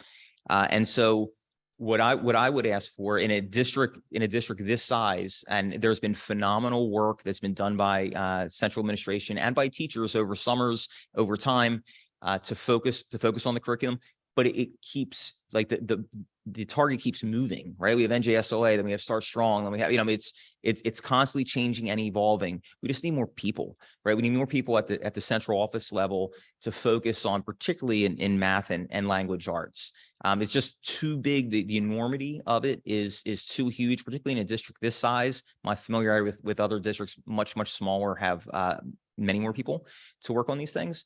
And so if there's an ask, I'm hoping that was going to be one of the questions. That would be my ask. More opportunity for more people with direct responsibility for ensuring curricular oversight at the micro and also at the acute level. So, thank you. I appreciate this. Thanks. Thank you very much. All right. Well, this was really wonderful. Thank you for the time it took to put this together. And yes, one of my questions always is, the nice way to say it is, how can we help? But it's also, why present to us, and one of the things that we do is we spend money. So I think it's well put, and I think it's totally appropriate to really think about what's the best use of those dollars. Different priorities that have come up in the last couple of meetings, but it's great to hear kind of at the building level and what you're doing, and all the balls that you have in the air. If I had to do a keyword thing of what you talked about, things that resonated in my mind were coaches, test data and targeted intervention, math, classroom success and grades, COVID, SEL and social, clubs and passions. So thank you. Thank you for putting that together. Questions? Yes, Ms. Winters. So just following up, I'd like to hear back from the elementary schools since the middle and high schools got to give us their wish list for the holidays. We're looking for suggestions. I've heard that, and you can correct me if I'm wrong, the elementary schools currently have ELA coaches, but not a math coach for each elementary school. Is that something that you And that's see? correct. I was sitting over here saying I should have went last. Because I didn't know we could ask. One of the things I think we have dire need for is definitely math coaches that offer math support coaching in the building right now. I think we just added additional coach to the district. So now instead of one coach having 13 schools, now it's 2 coaches with 6 schools apiece. And we know that math is one of our focuses. The other thing I would ask is to look at class sizes. Specifically my 4th grade class was pretty big this year, and we do a lot of pushing, and we're trying to do a lot more mainstreaming of students. So while we did hit the district cap of 26, when we added additional students in there, it was almost 30 kids in there sometimes. And then we got these wonderful triangle desks, which then took up extra space, which means now it's like the room is filled, it's cluttered with a lot of kids, and it's a lot of kids just for one teacher with a lot of the pushing. So that would be my ask. But I know to ask next time. Thank you. Thank you, fellas. Yeah. Well, and I appreciate that because I mean, like Mr. Avadia said, we'd love to hear from all of you, but really we want to know how we can support you. I mean, that is what our role is as a board.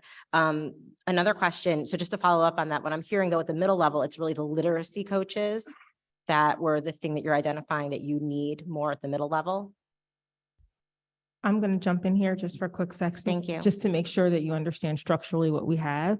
So at the elementary level, we currently have 12 literacy coaches. They're literacy teacher coaches. There's 1 assigned to every elementary school. At the middle school level, we have 1, its title is teacher coach or colleague teacher, who is assigned to the secondary schools. And then we have 1, or I'll say 2 math coaches who are assigned to the secondary schools.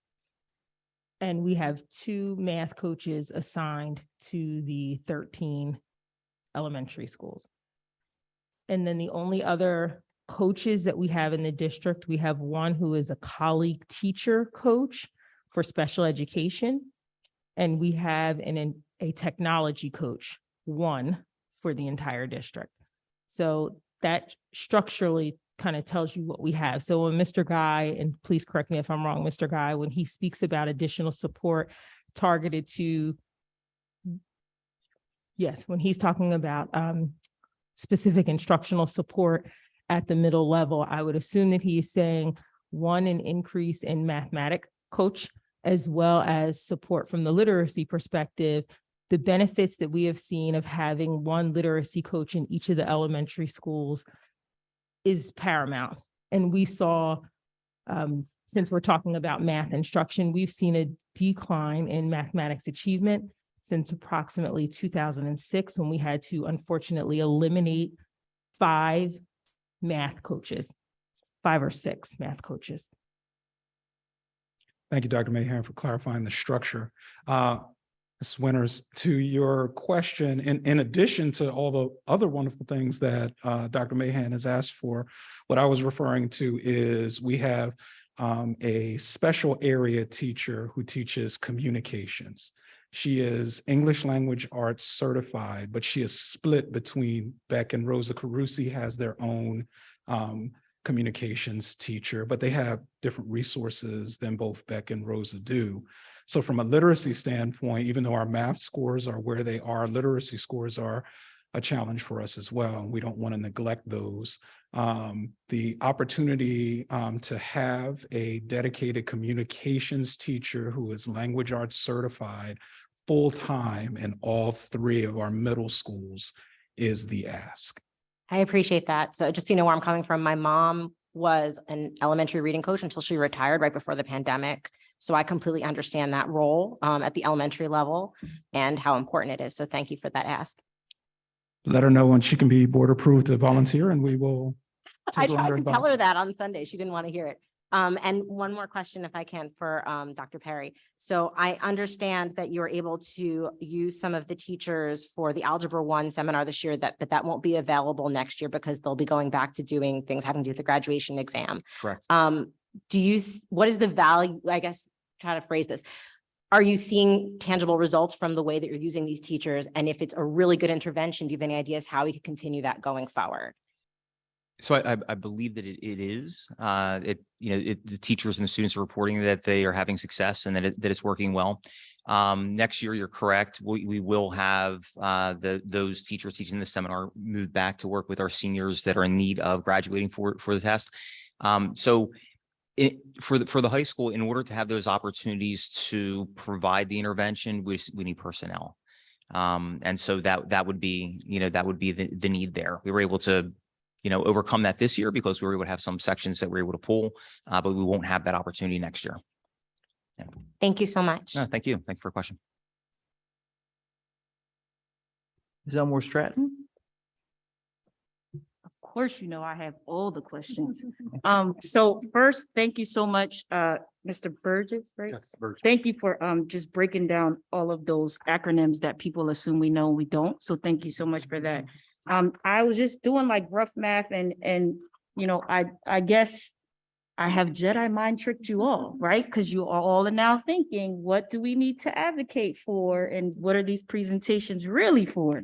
So I love it. I'm gonna keep doing it. That's my thing in 2023.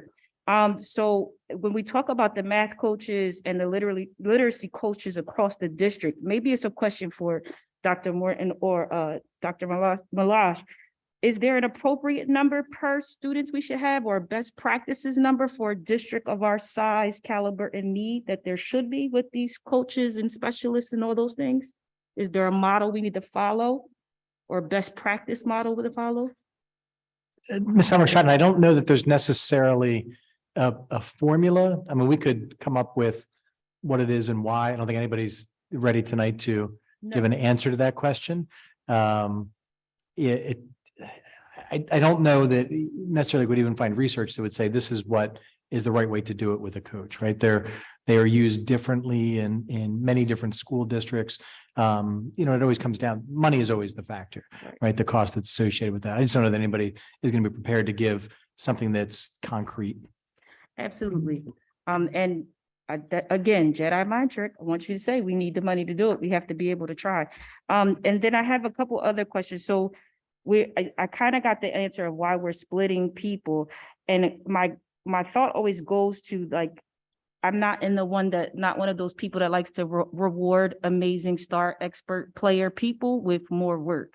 Like we need to give them more resources to do the work continuously better, right? Which is why I'm not having any more kids. I'm an expert at it, but I need more resources to do it better, right? So, that's one of the things that I don't want to have happen with all of our folks is we're going to burn out the star players very quickly by not giving them the resources they need. So in terms of what it is, I would love, and this is not to answer today, but if we could just sit down and look at what is, for one, thank you, Dr. Mahan, for breaking it down for us. Definitely gonna need that on paper though. So could we look at that as a team, maybe in curriculum, probably in HR, just so we can see what it all is and really understand it. The halftime, the full time, I know that's difficult sometimes for people to understand how that really works, a 0.5 or 1 point and all that good stuff. So if we can have that laid out just to have a full understanding, that would be good, because if we are gonna start to put some, put our money where our mouth is, we need to know what it actually looks like so we can get a better understanding of it.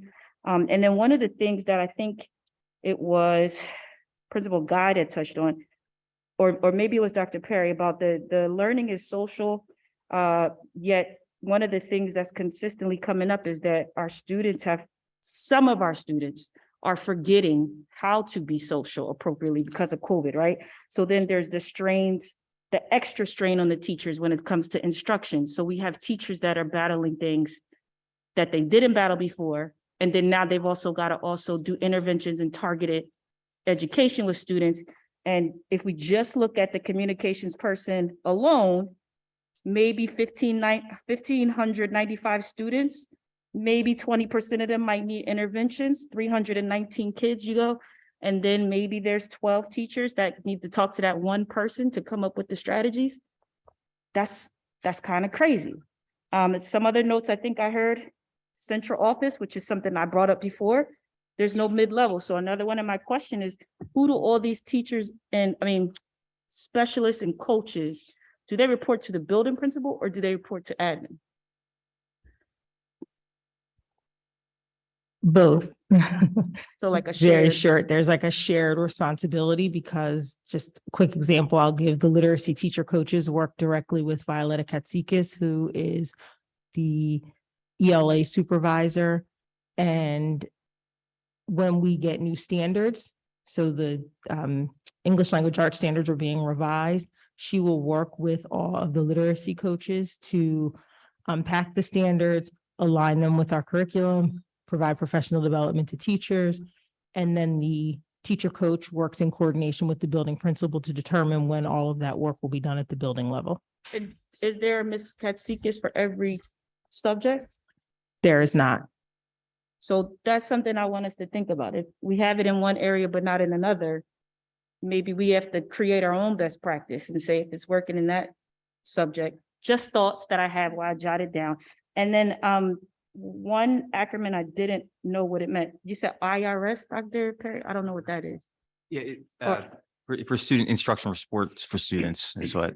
Intervention Yeah. referral services. It's it's like it's what happens before an evaluation is asked for by the child study team. Okay, I just didn't know what that was. So I hear you loud and clear. Doesn't fall on deaf ears when it comes to me. I just really want us to see what it is. And I wish there was something for us to kind of roadmap it out, because for a district of our size, I think there has to be something that we can look at to go by. And I think it's fitting we had this presentation today when the patch came out today. I don't know if anybody saw. It's 2015. This is, these are lowest scores across the state in that test that we spent almost 2 hours talking about last board meeting.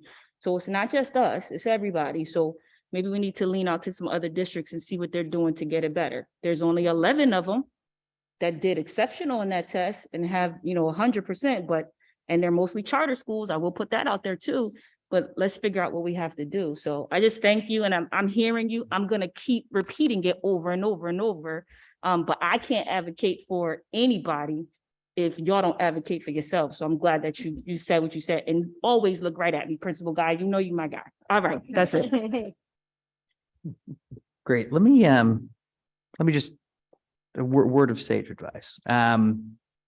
This is the kind of discussion that needs to be baked in committee, but I think the thing about the board is, I know we all want to solve this problem. We're not going to. Okay, we've got to work with administration to figure out, because here's what I hear. I hear that we should spend a lot of money on good causes, and there's no doubt you would have my vote for that.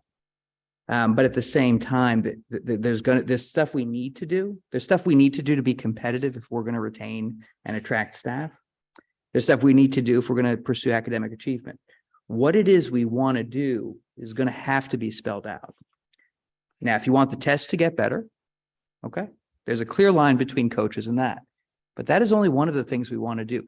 This has to be baked in committee, and it has to be baked based on the expertise of our administration. So I know people want to figure it out at the board table, and that's absolutely the right idea. That's the right inclination. It just won't really work. So that's just my advice from the departing old guy who's going to be sitting in the cheap seats. I will just tell you that it's more complicated. If it wasn't more complicated, I really do believe we'd have done it. So I think we need to partner. We need to, one of the things I say with Dr. Malash sometimes is we got to ask and we got to stop talking and we got to listen, because if we don't, it's going to sound like the 2 hours we spent before, Mrs. Elmore Stratton, and it's all good. I think it's good to articulate what we want, but we want results, right? As a taxpayer in the seats, I want results from this board that's coming back, and that's going to take a lot of hard work. So I think we could talk a little bit more if we want right now. I think this is much better served in committee, and to think about what are the proposals, what are the linchpins in what we're looking for to really move the needle. Okay, so just from the old guy. All right, next, Mr. Mayor. So I certainly agree with Mr. Abadi. We're not going to solve this tonight. We can go to the tape to see that I wrote, I'll just hold it up here. Staff resources, the first thing I wrote as a question for all three of you. We don't need to go there now because thank you for telling us what you needed. And I think we do need to have those discussions, whether it's combined through BNF, HR, CNI, all of us, we all have a part, and it's important. And it's important that we get from you, from your perspectives, and also from administration generally. What do you believe will work best? What we want to be careful, we want to be efficient, we want the best possible outcome for the students. But as Mr. Vadia pointed out, there are so many competing interests. I don't believe it's a zero-sum game. I think we can all find a way to advance and progress. The better, the more information we have from you, the better we can figure out how to make this work. You know, how can we do this together? So there's no, at least for me, there's no point in going further on staff resources. We know where you are, and we know we think we know what we need to do. I do have one other question though. And I don't know if it's necessarily all three of you would have different answers. We may not be able to answer this tonight. That's okay too. Have you seen, do you have any idea whether or not parent engagement has an effect, positive, hopefully positive effect on these interventions for those students who you have identified, whether through tests or otherwise, that need some sort of support and intervention? Have you discovered whether or not parent engagement with those students has an effect one way or the other on their outcomes? Yeah. If you don't mind, absolutely. Absolutely. All the research says that good homes, engaged families, students do well even when they struggle. So when we look at some of our populations, we try to peel off the layer, our population of students that are struggling, we try to peel the layers off the onion to see what is it what's the root cause of it. And oftentimes it's some of our kids who move in from different communities. Often it's some of our kids who may have some issues at home. And I think one of the great things, like what our PTA is doing next month is offering our parents to come out and we could talk about mental health. That's something that we started talking about with our staff, as well as we think that is a bigger community conversation, because the impact on COVID is just isn't on our kids, is also impacted their families. As a former social worker, I could firmly say yes. My first career was social work, and that's why I came into education. We know that the impact of families is the most important thing that a child will experience. We have great influence, but that is the most important thing. So we have families that's on board with this, it's easier to move students forward. If we have parents that's resistant for a number of different reasons, is a hindrance. It just means that we have to work a little different, a little bit more strategic, and maybe build relationships first in order to move the students forward. Thanks for the question, as always, Mr. Mayor. Ms. Selmore Stratton, I'm not looking at you, I'm looking at Mr. Mayor. So in terms of the targeted work that Mr. Ovadia talked about, our intervention and referral services in my presentation, I talked about that's an opportunity for us to have our case managers interact with families. As Dr. Perry said, it is a pre-referral, so it's a step before a family asks for a child study team intervention. And we invite families purposely to those spaces. During COVID, it was phone call, it was Google Meet, it was Zoom, it was Team. It can still be those things.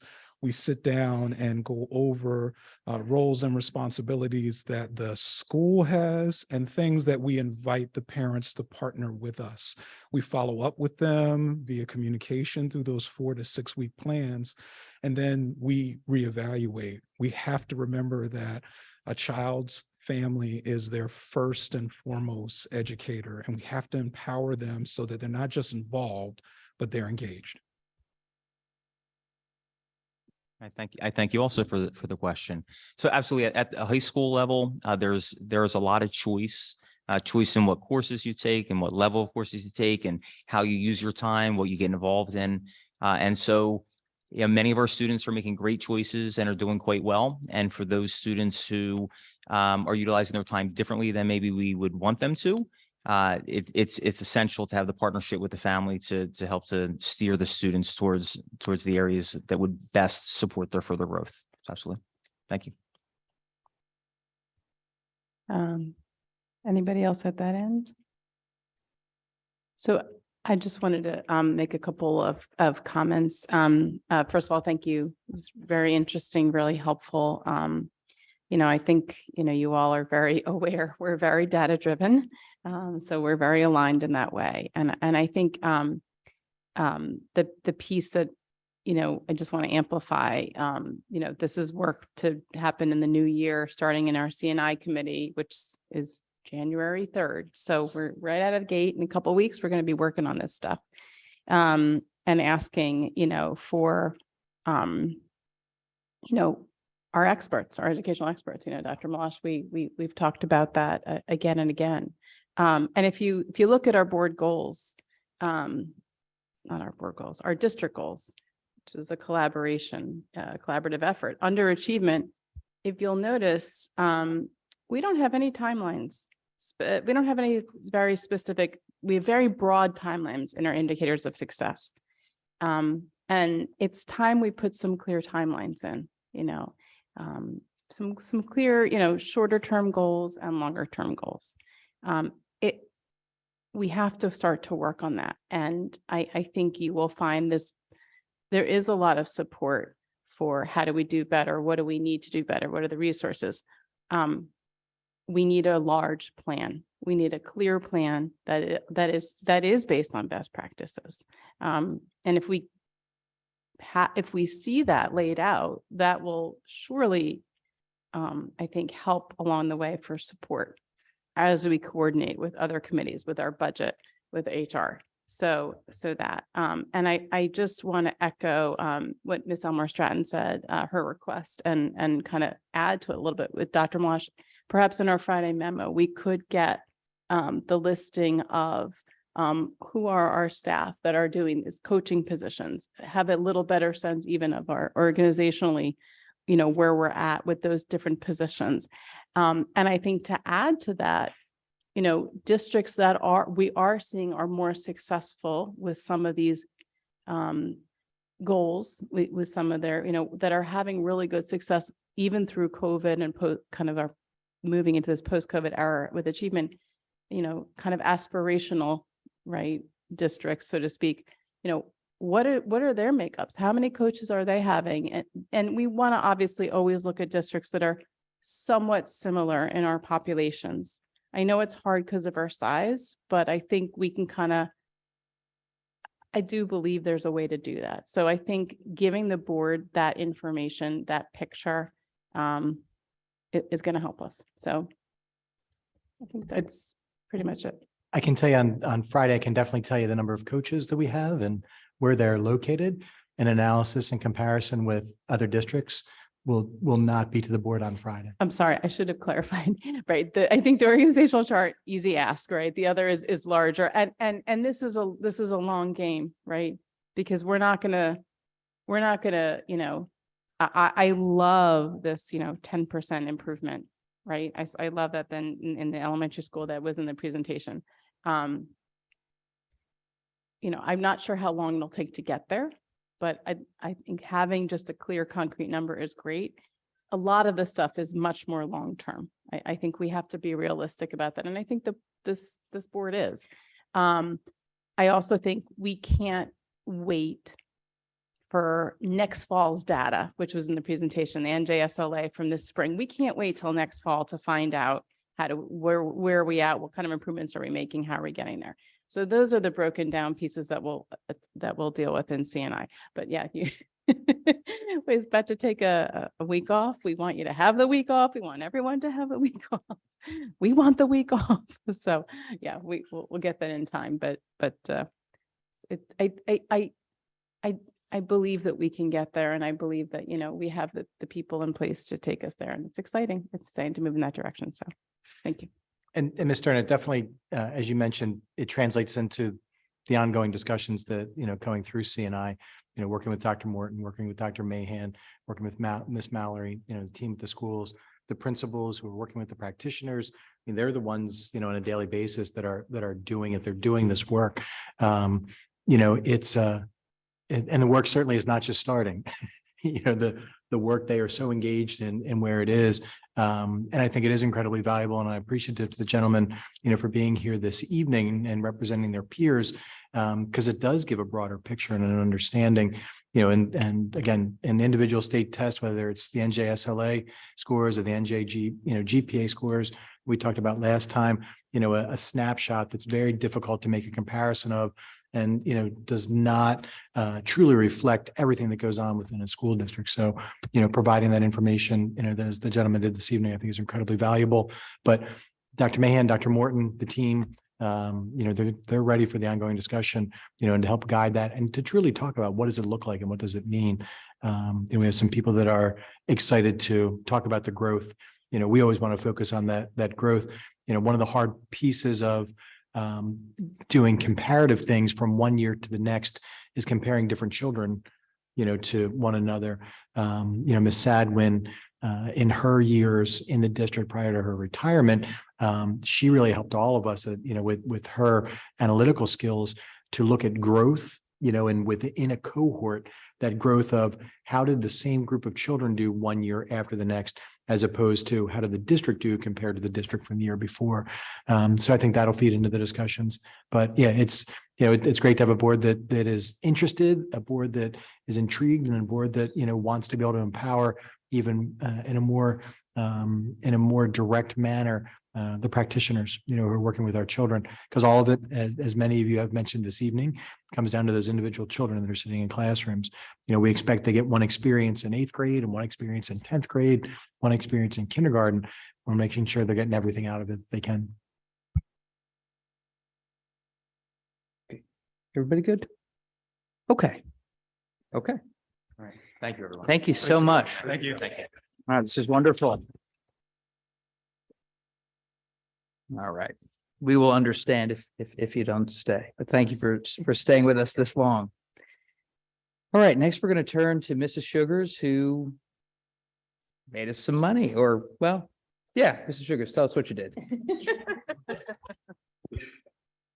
So when we had the bond sale on December 8th, and part of the process for the bond sales is the ability for me to award the bid as soon as the bond sale takes place, as opposed to waiting for board approval. And that is approved in the July resolution that we did when we authorized the sale of the bonds. And the reason it's done that way is so that there isn't some kind of extenuating circumstance that may occur between the bond sale and the award by the board. For instance, a federal rate hike or something of that nature that would potentially cause a bidder to decide to walk away from their bid or something like that. So, but we are required to share some information. So I will be brief and just give you some highlights, because this information has already been shared with the board. So the bid date was December 8th. We had 7 bidders that bid on the bonds, and the interest rate was anywhere from 3.72, which was the interest rate that we went with, up to 4.32. And if you, I know board members, this was provided to you. If you look at the interest rates in the middle there, they were very, very tight, within, tenths or 100% of each other. So we were very pleased with that 3.72 rate that we received. As you know, we sold $300 million. We still have $63,911,000 to sell at some point. I'm sorry, $63,911,000 to sell at some point. So just some highlights quickly. The final result of 3.72 on the bonds reduced the anticipated total interest rate over the life of the issue by more than $16 million. The average tax impact on the average home is reduced by $16 annually. Estimating a similar interest rate on the second sale, when we decide to sell the second round, which will probably be in the next 3 to 5 years. The overall anticipated tax rate is anywhere from $345 to $368, depending upon how much capital reserve the board decides to put towards the bond each year. We also have the opportunity to invest these funds and earn some money on them, which will in turn give us the opportunity to apply that towards payment of the debt.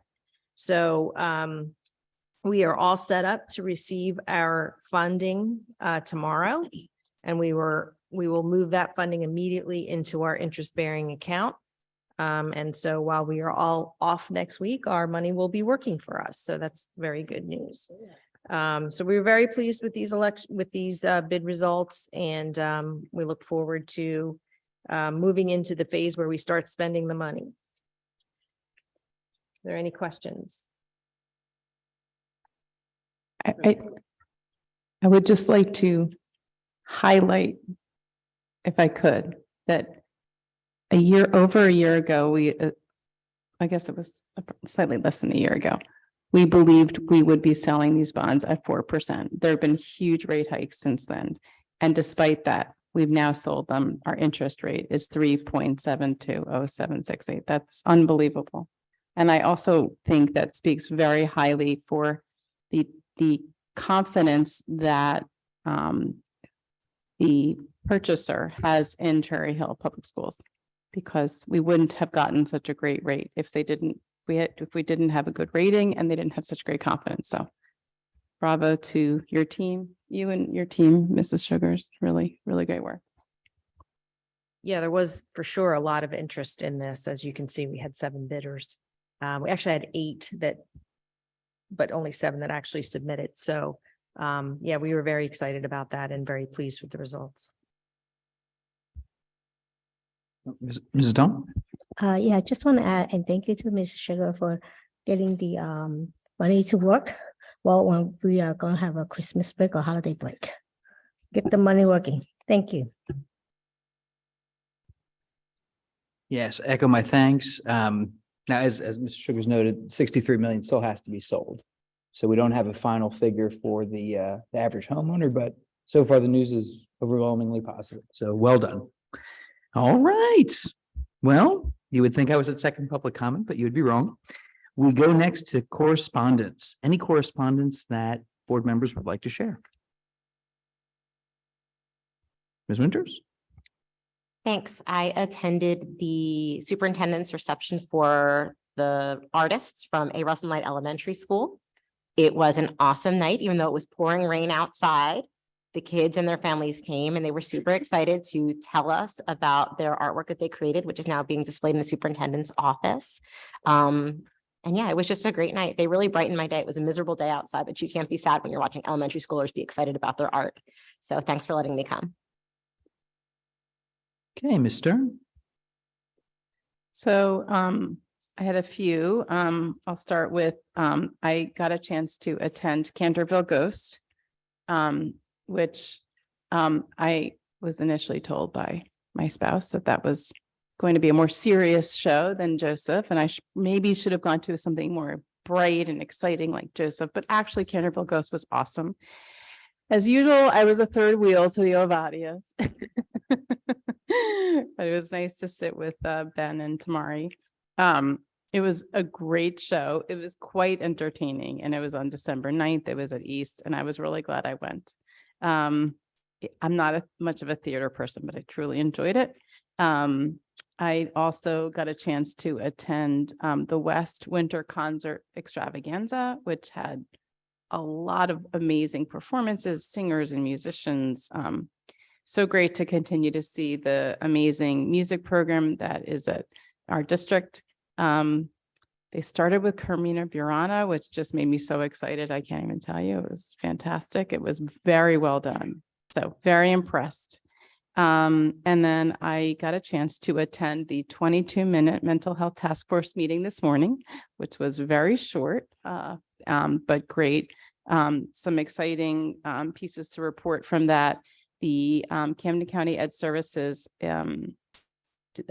representative did share that they've actually successfully received the grant to start to provide mental health supports to districts for when there are concerns about safety and threats, so to speak. So We have our S12 procedures, but a lot of districts don't have those kinds of procedures in place. So, and they're actually going to hire clinicians so that when school districts all around the county have students who need to be assessed for a safety issue, they will actually be able to provide, assist in providing that resource. It's just brand new that it's happening, but that's pretty exciting. There was a lot of discussion about different educational opportunities that will be coming up for parents, so parent universities on different mental health and substance and other topics. And also there's going to be a resource fair in April. I think it's April 19th, if I heard that correctly. I was actually driving when I was listening on the meeting, so hopefully I got that right. And there's going to be a lot of great opportunities for families to find resources for all kinds of mental health related topics. So it was a great meeting, lots of good information, and yeah, I'm excited to see what else develops over time. That's it. Mrs. Dahl? Yeah, I was at the Canterville Ghost show. I met along with Dr. Malash and his wife. I met her the first time. The show was very well performed. The kid did a fantastic job. It is one of the shows that's very comical, but it's fun. I enjoy it. I don't know what else to say, but that's all I have. All right. Mrs. Elmore Stratton. Yes, I attended the diversity job fair, and it was amazing. So just kudos to the team that put that together. It was great to see people turn out despite the weather. And I think we got some really great prospects there that came through. So I hope we're able to make some of those folks part of our Cherry Hill community. And I think we're going to be looking forward to doing it again in the spring. Mr. Mayor. I too attended the diversity job fair, was a little concerned with the weather, but in the about hour and a half or so that I was there, was really robust attendance. And it appeared as though all levels and all areas were getting, plenty of interest and hopefully also applicants. I know many did actually apply at the time. From elementary through middle and high school, and also Airmark. And I believe our IT department got some interest as well. So it was good to see. And again, from the time I was there, it was pretty consistent throughout. There were no lulls, and looking forward to another one of those in the future.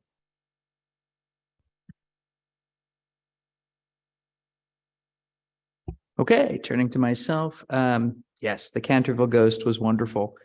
And I will still be going to theatrical performances.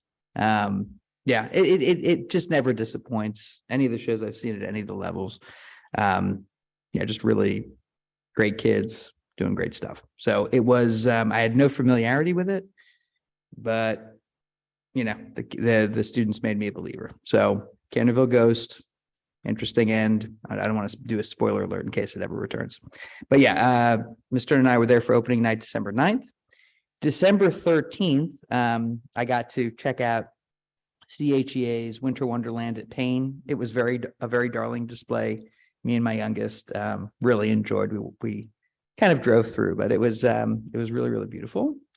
And then the next morning, December 14th, really, Mrs. Wethington got a chance to, I wanted to say perform, but no, present at Zone PTA.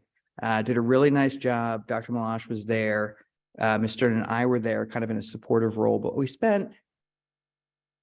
definitely spent over an hour with Zone PTA. And one of the big questions surrounding it really was, I thought it was going to be kind of a multi-topic, but anyway, but it ended up really centering on conversations around redistricting. And so, Mrs. Wethington presented, and there were really fantastic questions.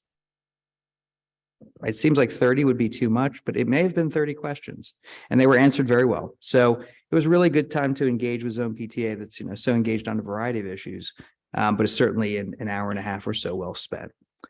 And okay, that's it. Any other correspondence anyone wants to share? Okay, We move on to first public comment. No, we don't. Sorry. We go to student reports. And I will be reading the report that's been submitted for East, but we'll do that second. Emily, would you take it away for West? So for West, we are implementing a new lunch and learn protocol. So in this time, students who need help in English, math, and science will be able to seek help from their teachers during this time. However, some of the special interest clubs that occur during the LBs will no longer be running during these times. And for this new lunch and learn protocol, there's going to be some new expectations. So students will be required to be in their selected homeroom within 15 minutes of the bell. So for example, if you want to grab lunch and go, you have 15 minutes. And students are expected to remain in their location for the entire time during the LB or your homeroom, whichever you choose to go to. And you'll be able to move at the bell at 10:55, but you must remain in that space for the entirety of that period. And students are to take one lunch and they cannot remain in the cafeteria and or gym for the full hour. And in addition to this new schedule, we will be having a new school climate improvement leadership team. So in this team, we will analyze survey data and prioritize needs, develop climate improvement goals, and these goals will be shared with staff, and the roles and responsibilities will be articulated. And if you're interested in applying, there is a link that was put on the Community Connections email. And as for the lunch and learn protocol, the students and staff members and parents were all sent out emails regarding this matter for surveys. In addition, West will be holding a pajama day on Friday, December 23rd to support the Children's Hospital of Philadelphia. So students can make a donation of $1 as a minimum in order to participate. This money should be turned into either Ms. Takis in the Student Activities Office or Ms. Benitez in the main office by Thursday, December 22nd. Yearbook photos for clubs have been and are continued to be held during both LBs in the old theater. DECA regionals are to occur on January 9th. So we're cheering on our friends in DECA. And as for the arts, students of the theater department put on Joseph and the Amazing Technicolor Dreamcoat. We premiered that on December 1st, and that ran December 1st, 2nd, and 3rd. The cast and crew put on an amazing show. I was lucky enough to go to one and they killed it as always. The winter choral and instrumental concert was on December 15th. So just this last week, it was a wonderful, wonderful show. And as always, again, and our chamber singers from the music department have been spending their time at local restaurants, going around to tables, caroling. And just this past weekend, they went to Cafe Aldo Lamberti, and they were able to raise money for music boosters. And in terms of athletics, winter sports have begun, and wrestling and track both had their first meets on December 17th. And we're just encouraging people to continue to cheer on their sports teams after school, regardless of what school you're from. Just support your students, and yeah, that's it. Thank you, Emily. All right, Aiden has submitted this report for East. Now, these are Aiden's words. So even though the next thing I'm going to say is good evening, that's not coming from me. So it starts, good evening. This is an update from Aiden Rude, BoE rep at Cherry Hill High School East. East, remarkably, is already midway through the second marking period. We have a lot going on with activities. Our speech team is crushing it in weekly competitions in which they have been continually improving. East Side has released the latest edition of East's acclaimed scholastic newspaper, and the winter sports season has gotten off to an exciting start. Additionally, we congratulate all of our theater performers on a job well done in the fall play, The Canterville Ghost, over the past weeks. Tomorrow night, December 21st at 7 p.m., the winter instrumental concert will take place at East. Then, will take off for winter break, and 2 weeks into our return, the choral concert will be the next of our musical offerings in this winter season. Speaking of which, we congratulate East Singing Group Voce on their feature in local news for bringing holiday cheer to local patrons of Cafe Aldo Lombardi through caroling. In other updates, Eastside recently held a successful fundraiser through its 26th annual dodgeball tournament. Also, some of East Culture Clubs held a Lunar New Year celebration today after school at East. Finally, work is being done on the baseball field at East to make improvements to drainage systems and the field as a whole. That's all for East updates this month. Thanks for listening and have a wonderful winter break. All right, and so that will conclude our student reports for this session. And okay, first public comment.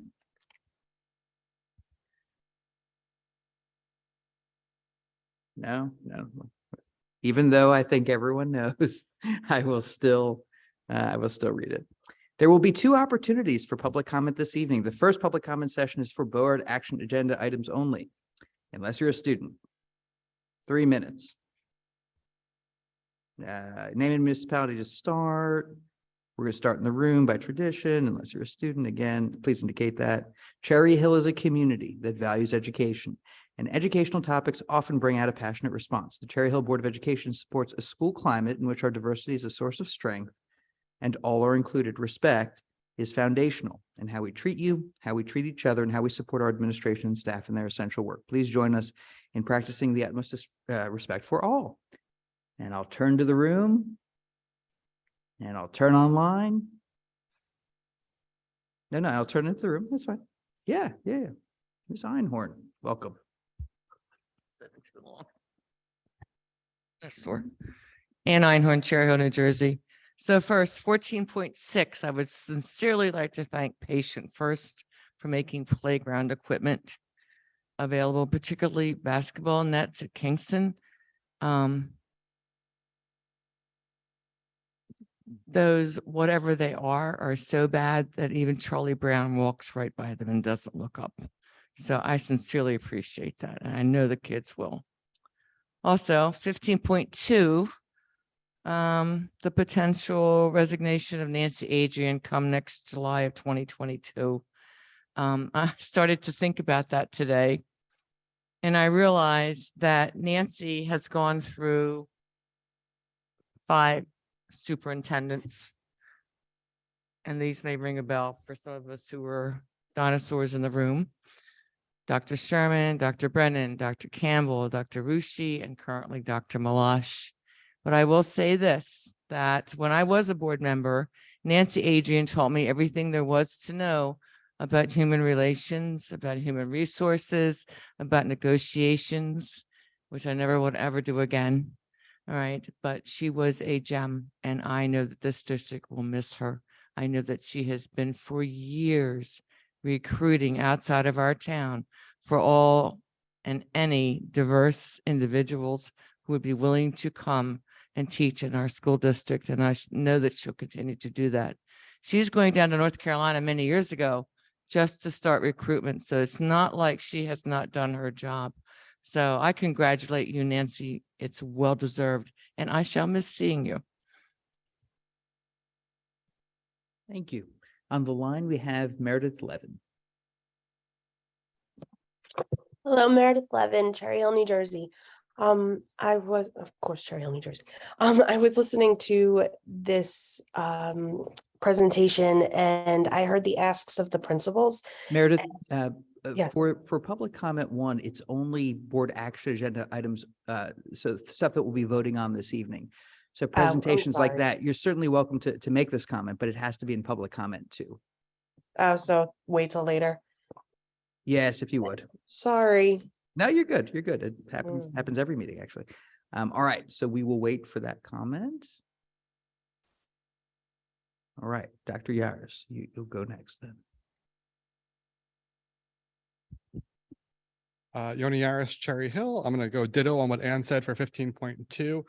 It feels like the people who were in the district when I was a student are slowly fast disappearing on us. And Nancy, I think, is one of those people who sits behind the scenes for most, especially the students, but don't realize that every student has been impacted positively by her efforts. And we will miss her.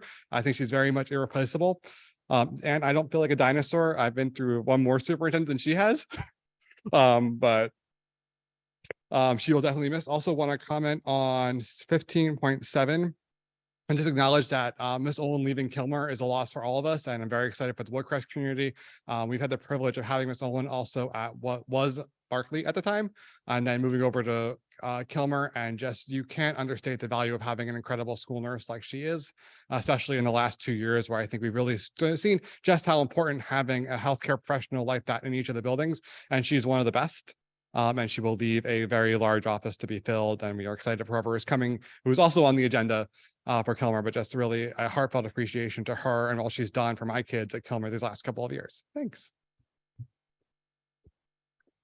All right. Good line. Look in the room. All right, that's public comment 1. Okay, now we turn to Dr. Melange for superintendent comments. Thank you, Mr. Avadia. I want to start by thanking the 3 outgoing board members, Ms. Friedel, who served on the board until this past spring and served, for a year as board vice president. I appreciate her dedication, her insight, and the efforts and the time that she put into the work that she did. Each of the board members that I've had an opportunity to work with in my 8 years as superintendent, I've had the opportunity to learn from, because they've all brought something different from their own life experience. So I'm grateful to Ms. Friedel and what she brought to the board. To Ms. Arroyo, who was unable to be with us this evening, I will echo some of the other comments. First, to be the first Latina who was elected to the board is an incredible step. I agree. I hope that she is not the last, and I hope that we are not talking for many more years about, when will be the next time. Her insight, her perspective, her background brought something to the board that was different, that's incredibly valuable, and she brought a voice that was very needed to the Board of Education. So I'm grateful for her work. Mr. Avadia, during your almost 3¼ years, a little more than a quarter years, those 4 months that you spent beginning in August of 2019 have certainly been eventful times. Having the opportunity to serve as board president is a very unique experience. Nobody that has not sat in the chair and has a true idea about what it's like. The expression that, heavy is the head that wears the crown is true for so many reasons. I'm grateful to the levity that you brought to the position, to your perspective, to your undying efforts on behalf of the school district, putting yourself out there, and putting the needs of our children and our district first at all times, and not the needs of politics with a small p or with a large p first. You are always centered on children, and for that, I'm incredibly grateful. You leave a tremendous legacy. You will forever be the board president who was seated when a $300+ million referendum was passed, the largest in state history. It will forever be your signature that's on the document, that approves the closing for when we will receive those $300 million. Nobody else in the history of the state from the Board of Education has ever signed something so large. So you leave quite a legacy. So in 2042, when many of us will probably not still be seated at this table, and they're talking about the time that the bond is being paid off, it'll be your name that people will mention at that time. So tremendous legacy. For that, I'm incredibly grateful. I appreciate the families that came out this evening, the student athletes who are with us this evening, to take the opportunity to be recognized. It makes for a very busy beginning of the meeting. I'm very grateful and appreciative to the Board of Education for being willing to take that time, that incredibly valuable time, to recognize these children and their families. It's something that I wish we could do more often in a more substantive way. In terms of the logistics, I appreciate you all being willing to give such a chunk of your meeting and your time to be able to spend together to dedicate it and to truly recognize those children and their families. Each of the children that stepped forward this evening to receive a certificate and a small token of appreciation from the Board of Education as representative of hundreds of hours of dedication and sacrifice that they have made and that their family members have made in order to be here. And on top of that, incredibly thankful to the coaches who were here this evening. The time that they spend and the work that they do truly shapes children as they move forward into the future. These are memories that they will not ever forget, and events and experiences that will influence them. And I'm glad for the board that we don't just recognize the athletes.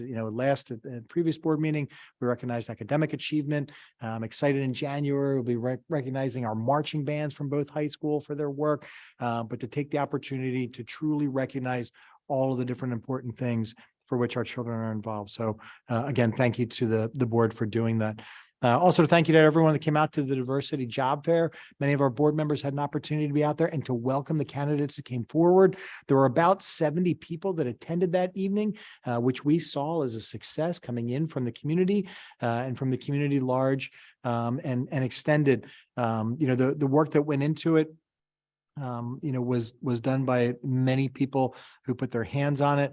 We're appreciative to especially the work through the HR office. We saw a large response, honestly, from Rowan University and from Rider University, from their education departments, which honestly came from direct contact that went through folks in the district. So we got many leads. I know that there are some folks who are actively being interviewed right now for teaching positions. There were also folks who are interested with Aramark. Many people who were talking with the Source for Teachers folks for substitute positions. Our technology folks were there to talk to people. So all in all, a very beneficial evening. This will not be the last one that we will do in this fashion. We'll start after the first year talking about another one and when to look to do it in the spring. So thank you to all who were there. And thank you to CHEA. CHEA for a few years now has sponsored a Light Up Winter Wonderland, which are outdoor lights with blow-ups and different types of lights, purely non-denominational. It's about a celebration of winter. They started this during the pandemic, and this is something that the members of CHEA have financed and that they put together every year and they set it up. It's been at Johnson in the past. This year, it's at Thomas Paine. I encourage you at some point before right after the first of the year, take the opportunity to drive by Thomas Paine at night. You pull in the driveway just past the school, you can ride by and see all the lights and how it's lit up. So thank you to CHEA and for the ways that they continue to give back to the community. As our high school students talked about, we are in the midst of winter concert season at the secondary level. There are still winter concerts that are coming up this week, namely tomorrow evening. I encourage folks to join me at High School East for the instrumental concert. Mr. Kelleher and the instrumentalists at High School East always put on an incredible show. So I encourage folks, if they have the opportunity to go out, you don't have to have a child at East or in the program to be there. And then after the first of the year, we'll see our middle schools with their evening concerts as well. So hope everyone has a wonderful winter break. Schools, we have an early dismissal this Friday, the 23rd of December. Schools are closed from Monday, the 26th of December through Friday, the 30th of December. We do reopen on Monday, January the 2nd. I know that's the recognition of the federal holiday. We are one of many school districts who are open on January 2nd. As many other federal holidays, we are not necessarily closed on all federal holidays. So we return on Monday, January 2nd. We are closed on Friday, January the 6th. This is the first year that the district is closed in recognition of Three Kings Day. And again, in some efforts through the board over the course of the last 5 years to be more inclusive and to recognize the different cultures and different folks who now make up Cherry Hill. This is the first year that we are closed on Three Kings Day. So happy and healthy new year to everyone. And we'll look forward to seeing everybody back in January 2023. All right, thank you. That brings us to our action agenda.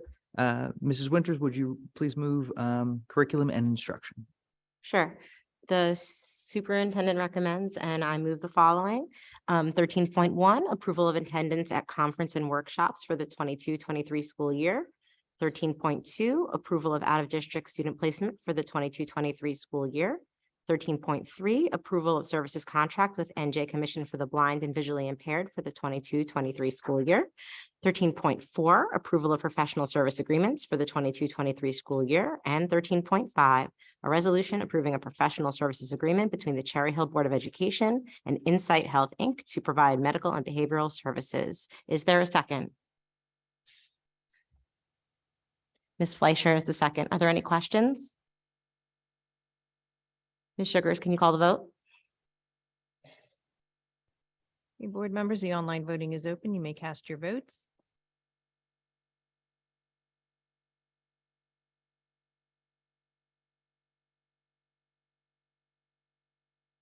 And we have a unanimous yes vote. Great. Ms. Stern, would you move business and facilities, please? The superintendent recommends, and I move the following: 14.1, approval of minutes. And 14.2, that was for the special action meeting minutes. 14.2, approval of minutes, regular meeting minutes and executive session for November 22nd. 14.3, financial reports. 14.4, approval of license agreement for the Leah Chorus Center, Graduation High School East, June 19th, 2023. 14.5, approval of license agreement for the Leah Chorus Center, Graduation High School West, June 19th, 2023. 14.6, acceptance of donations. And 14.7, action consent to approve business and facilities items 14.1 through 14.6. Do I have a second? Mr. Mayor, any questions? Seeing none, Mrs. Sugars, the vote, please. Thank you.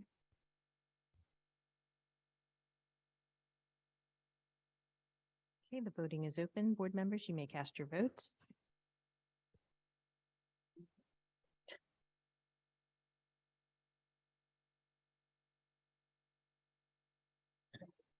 We have a unanimous yes vote. Great. Mrs. Elmore Stratton, would you move HR, please? Yes, the superintendent recommends and I move the following. 15.1, employment certificated. 15.2, termination of employment, non-certificated. 15.3, appointments certificated. 15.4, appointments non-certificated. 15.5, leave of absence certificated. 15.6, leave of absence non-certificated. 15.7, assignment salary change certificated. 15.8, assignment salary change non-certificated. 15.9, other compensation certificated. 15.10, approval of new job description. And 15.11, other motions. And do I have a second? Mrs. Winters, any questions? Mrs. Sugars, we're good to go.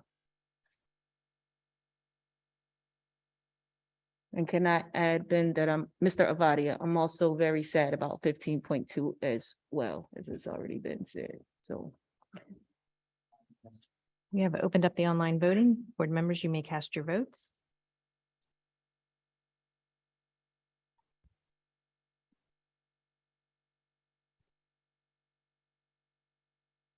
And we have a unanimous yes vote. Thank you. And on 15.2, I'm sure we'll have nice recognition coming in the new year.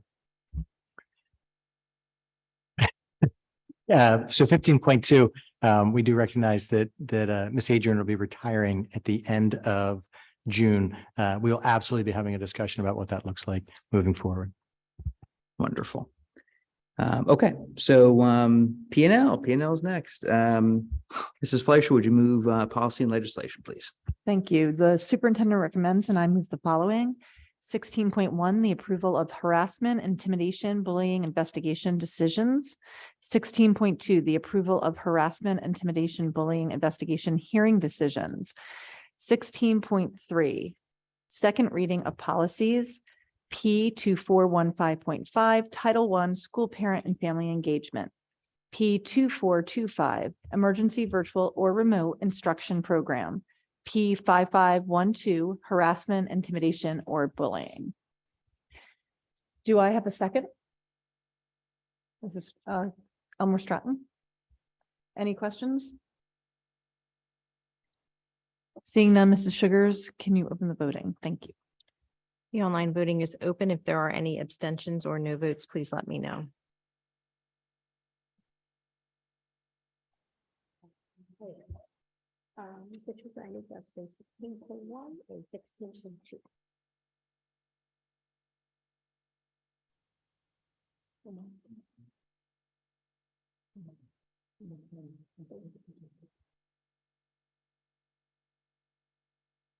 Okay, other than the abstention noted, we have a unanimous yes vote. Okay, wonderful. Strategic planning is next, but there are no items for action this evening under strategic planning, which moves us to new business. Anyone want to move new business? It would be complicated to do, but anyway, anyone want to take that lead? All right, seeing none.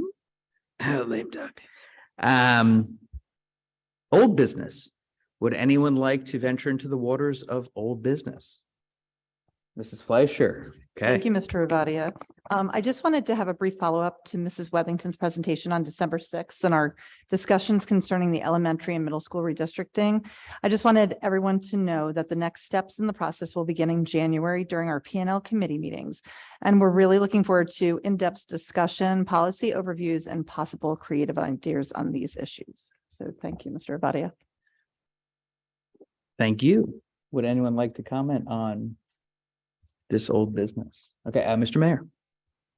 So I'm thankful that P&L is going to take up the discussion further, and also I just wanted to take an opportunity to thank administration for supplying that additional data, which in support of the recommendations.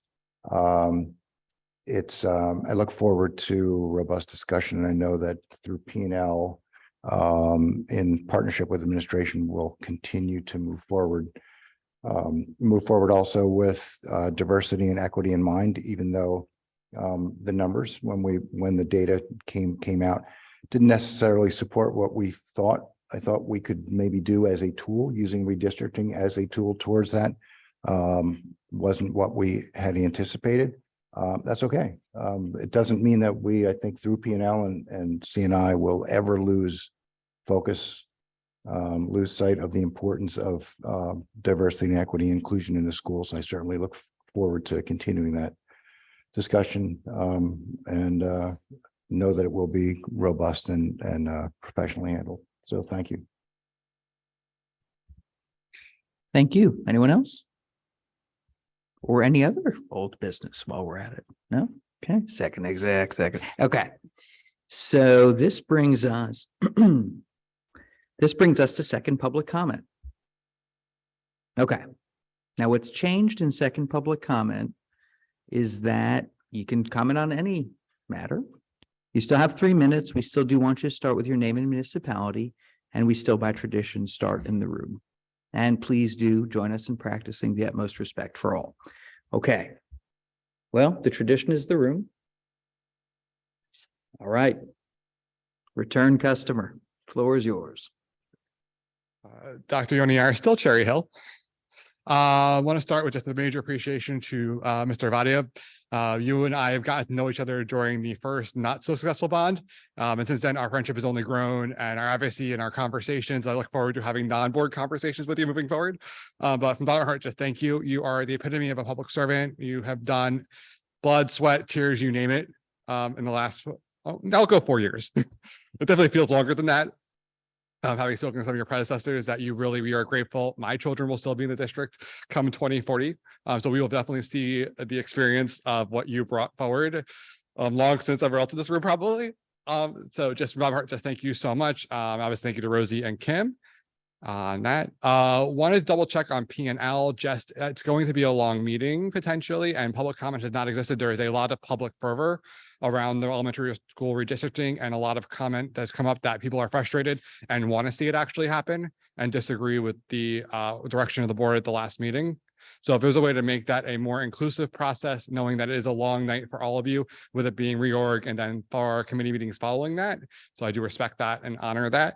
But having sat through that Zoom meeting and seeing what's going on, if we can figure out a way to open up that process, there is to not make it controversial and to make it accessible for the greater community, I think it'd be really important and valuable moving forward. And with that, Happy New Year and thank you all.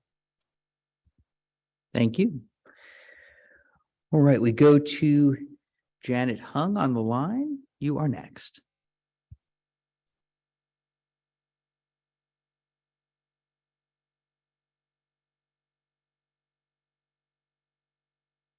But you have to unmute.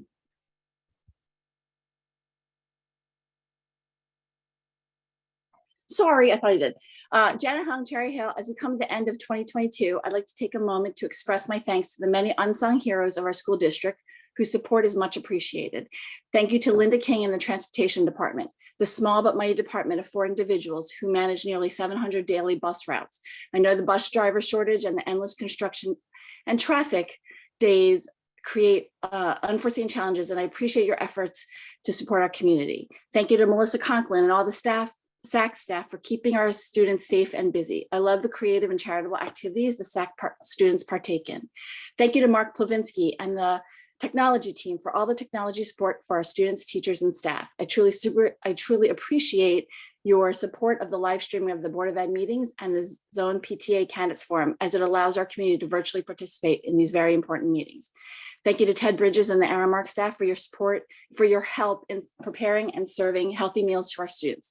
Thank you to Caitlin Mallory and the Education Department for supporting the needs of our special ed students. Thank you to Bonnie Minjin and the registration team for aiding our newest students in their transition to Cherry Hill Public Schools. Thank you to Mike Burrell and the Athletics Department for keeping our middle and high school sports running. Thank you to Tony Saporito and the Campus Police Department for keeping our students safe. Thank you for the curriculum and instruction team for maintaining district curriculum needs through student-centered learning and innovation and student achievement, academic achievement.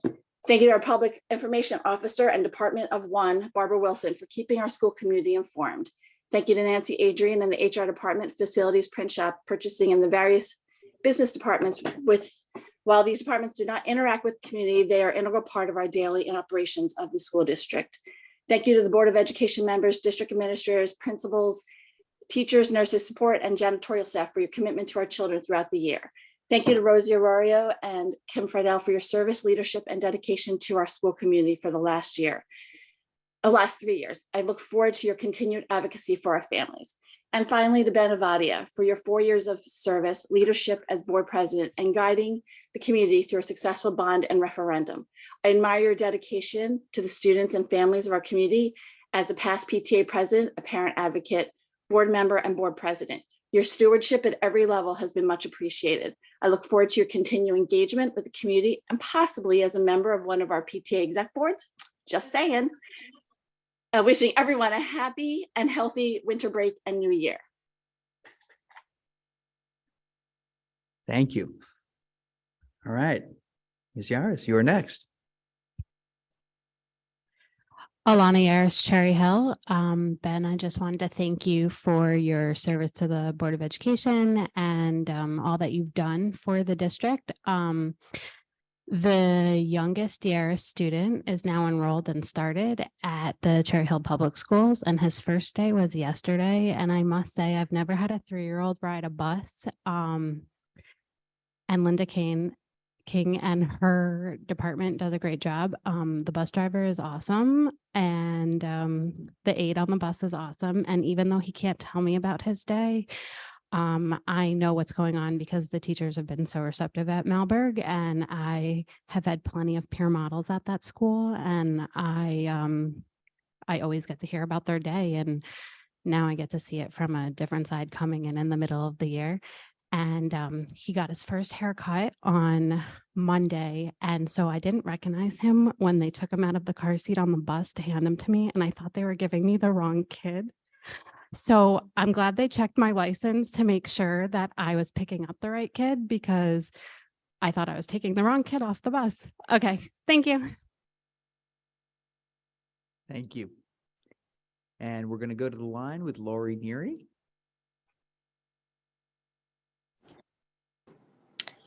Thank you, Laurie Neary, Cherry Hill. I just wanted to call in regarding the board recognition. I had the pleasure of serving alongside all 3 departing members And I couldn't be more honored to serve with a finer group of individuals. Ms. Arroyo, who has taught me so much in the last 4 years, always being very real with me and keeping me very down to earth and things I need to think about and keep in mind. I'm not the person I was 5 years ago, and I have to say thank you for that. I still learn tremendously from her. Mr. Avadia, we started on this journey strangely bumping into each other 5 years ago at a board meeting about elementary concerts, and the advocacy grew from there. We didn't always agree, but you were always very deliberate. You always made me think. You were always a sounding board of calmness for me, especially during my tenure. And I thank you for that. And I hope your advocacy does not end. You have such a strong voice, and I so appreciate that greatly. You've done the children of Cherry Hill a tremendous service. We didn't agree the first time around on the bond, but we fought hard the second time, and you took that across the finish line, and thank you. Miss Friedel, my dear friend, served so valiantly her time on the board in some of the most adverse conditions, and she always thought of all the kids, ensuring that the board, the district, was doing what was right, what is required by law. And I am so glad that she is still that voice on the other side of the table. And I don't know what the children of Cherry Hill would do without that voice. Thank you. Thank you for your time. You fight every day, and I learned so much. Thank you to all of you, and for all of you that still serve. It is the toughest job. You take beatings. You are loved. You are hated. You are loved. You are hated, and it doesn't end. Thank you. Thank you. Good night. Have a wonderful holiday. Thank you. Okay, all right, Ms. Einhorn, all right. Another return customer. And Einhorn, Cherry Hill. So I just want to bring something to your attention before I do the accolades, okay?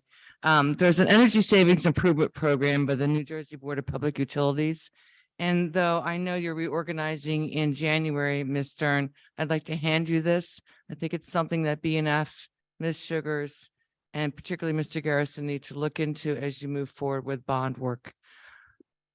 So I thank Ms. Friedel and Mr. Arroyo for their service. But it's Ben that I really know best. So a lot of things I would like to say, I can't say in a public forum, but I do thank you for running as a board member, for becoming a board member, for learning as a board member. And it's been quite remarkable to watch you in your role as a board member these last 3 years. I truly thank your family. But most importantly, I thank you for your unending support of getting this bond passed. Even with social media and time is something we can never get back, and you gave it your all, and so did your family. So whatever you do, I hope you enjoy, and we'll talk at another time when it's not in a public forum, but thank you. Thank you.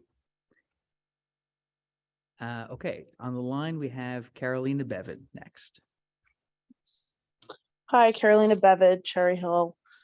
I wanted to call and say that regardless of whatever excuses are being given to exclude parents from this month's elementary school winter concerts, our schools need to provide more opportunities for members of our school community to come together, and never less. This is especially true post-COVID, when social interactions were practically forbidden. Community events need to come roaring back, and then some. And as our district leaders, you should all be advocating for that. Also, once again, our elementary school students, the kids with the least agency to advocate for themselves, my kids, for example, are asleep right now, are the first on the opportunity chopping block. So please hold the education experts of our administration accountable to do what is in the best interest of our children's education and school experience, which is welcome parents into the schools as much as possible to build community. Regarding Three Kings Day, I come from a family that acknowledges Three Kings Day. I've never felt not included for not having off on 3 Kings Day. I feel like it's actually putting more of a hardship on families to not have off on a federal holiday, but instead to have off on a not broadly celebrated holiday. So now people have to find childcare. And then if their family members were going to celebrate New Year's Day, you know, a national federal holiday on Monday, they can't do that with their children. It just seems a little misguided. And finally, when I was listening to the principal presentation about how to increase academic success, again, we're talking about mental health, which I do acknowledge as a piece of the puzzle, but I think as a school, we can only look for red flags and refer families to services, you know, have counselors in our buildings who are qualified. But what if a mental health facility discovered that most of their patients couldn't read, and instead of focusing on mental health services, they decided to focus on reading instruction? Obviously, the mental health services that the kids were there and needed would fall to the wayside, and the kids wouldn't be getting what they needed where they went to get it. So, you know, yes, let's keep our children happy and healthy, but part of being happy and having good mental health is having success in school. And we need to really focus on how to make children successful in school with strong academic instruction. Thank you. Thank you. I believe this is Dr. Podowitz, and if it is, you're next. If not, the one with the 88 at the end of your number, you're next. This is Jeff Podowitz, and I live in Cherry Hill, New Jersey.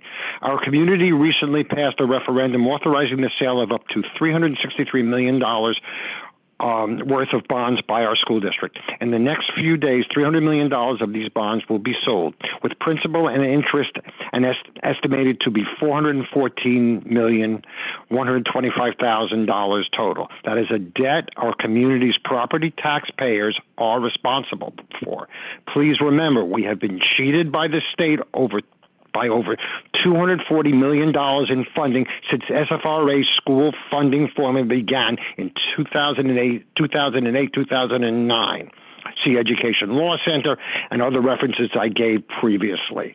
In an article from Politico titled "Biden's Model Pre-K System Becomes a Crisis in New Jersey" by Ms. Carly Citron, dated 7/31/2021, that's in Politico, it is stated that New Jersey has spent more than 2 decades and many billions of dollars in building a high-quality universal preschool system. Those billions of dollars came from the Property Tax Relief Fund.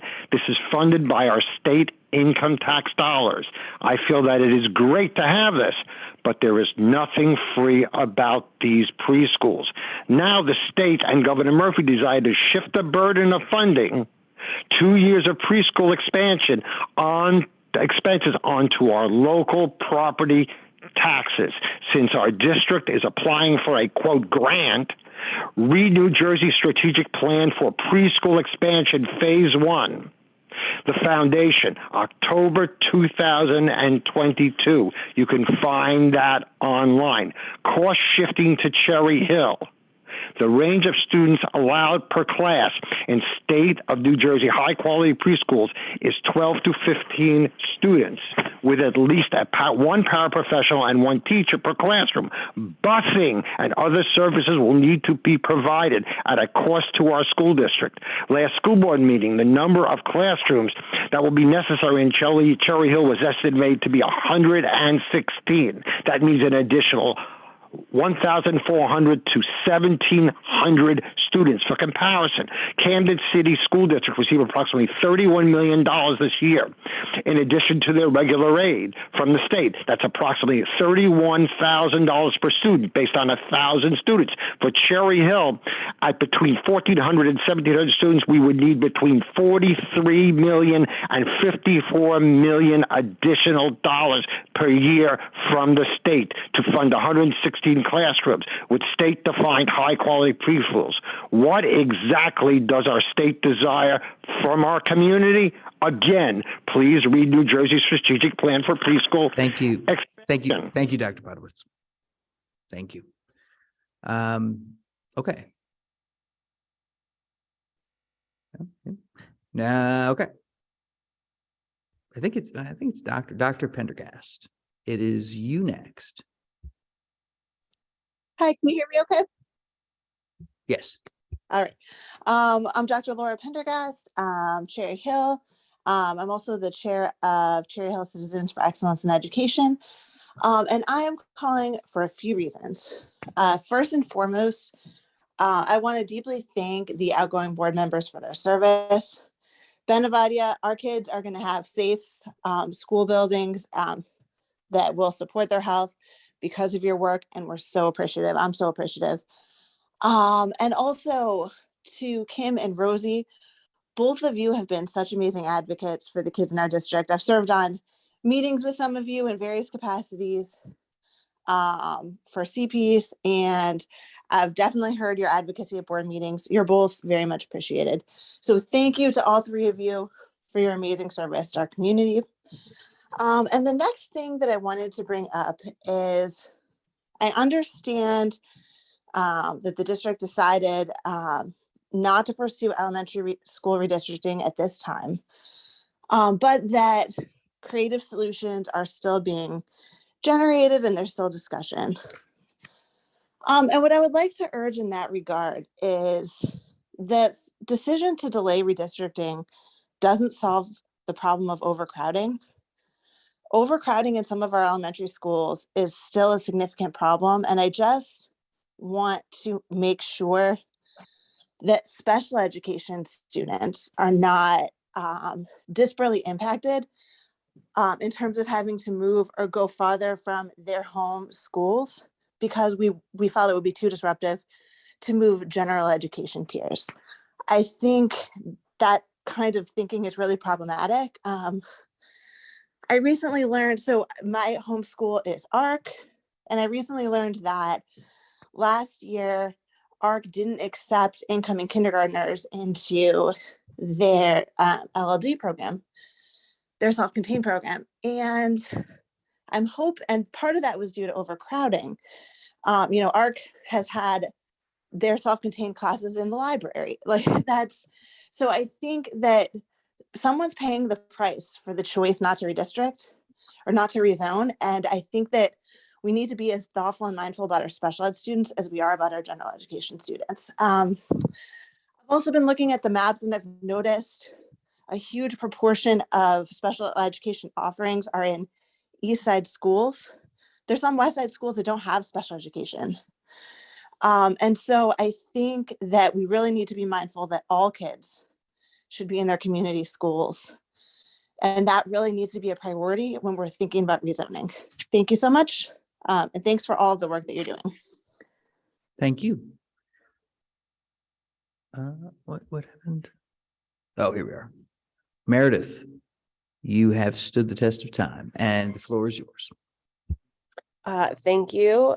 Sorry for that before. As any other teacher during this week of school, you're basically delirious and can't even pay attention to most things.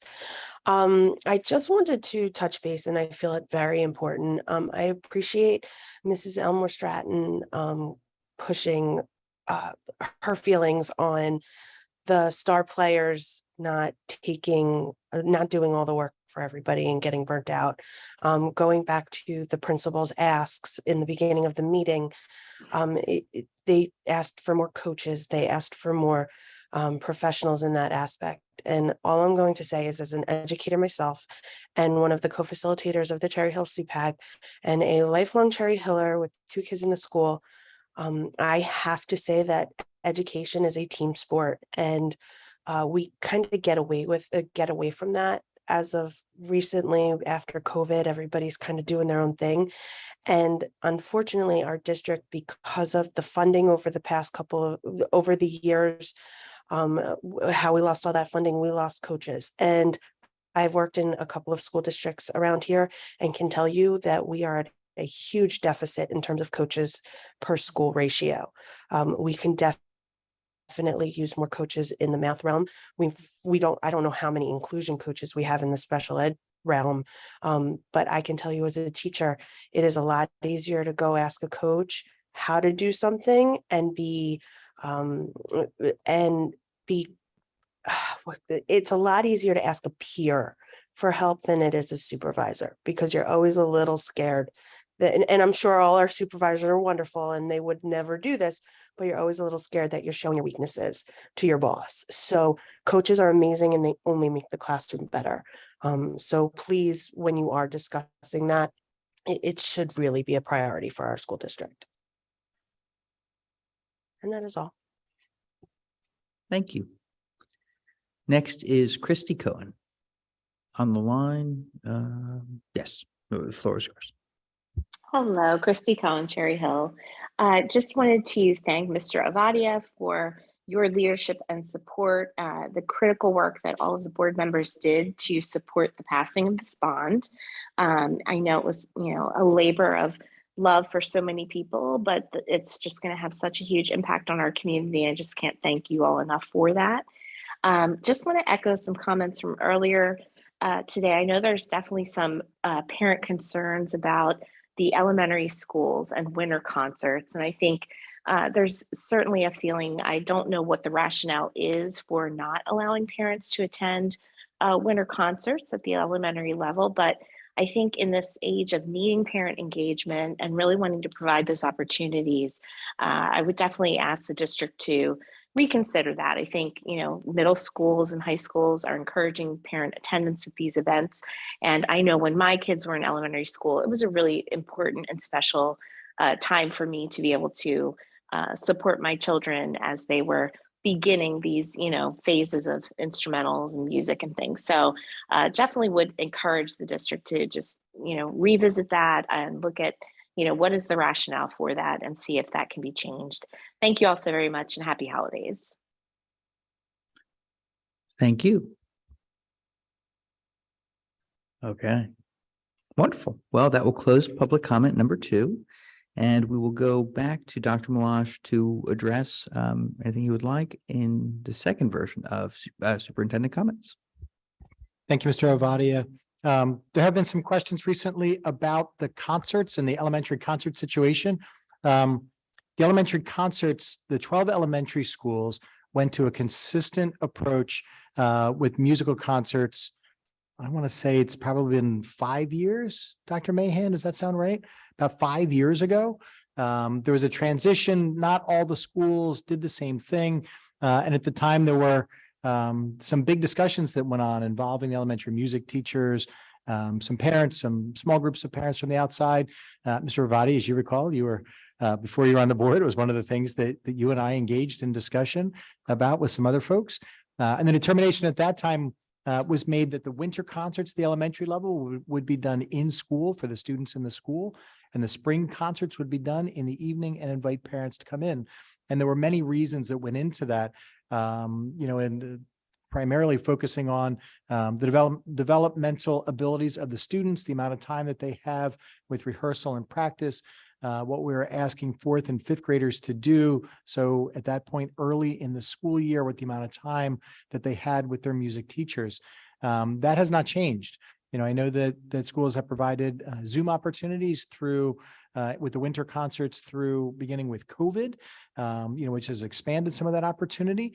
But the in-person concerts at the elementary level, like I say, I believe over the last 5 years, was in school for students in the winter and in the evening, inviting family and community members in the springtime.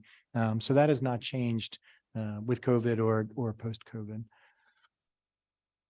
I agree that teaching and learning and schools is definitely a team sport.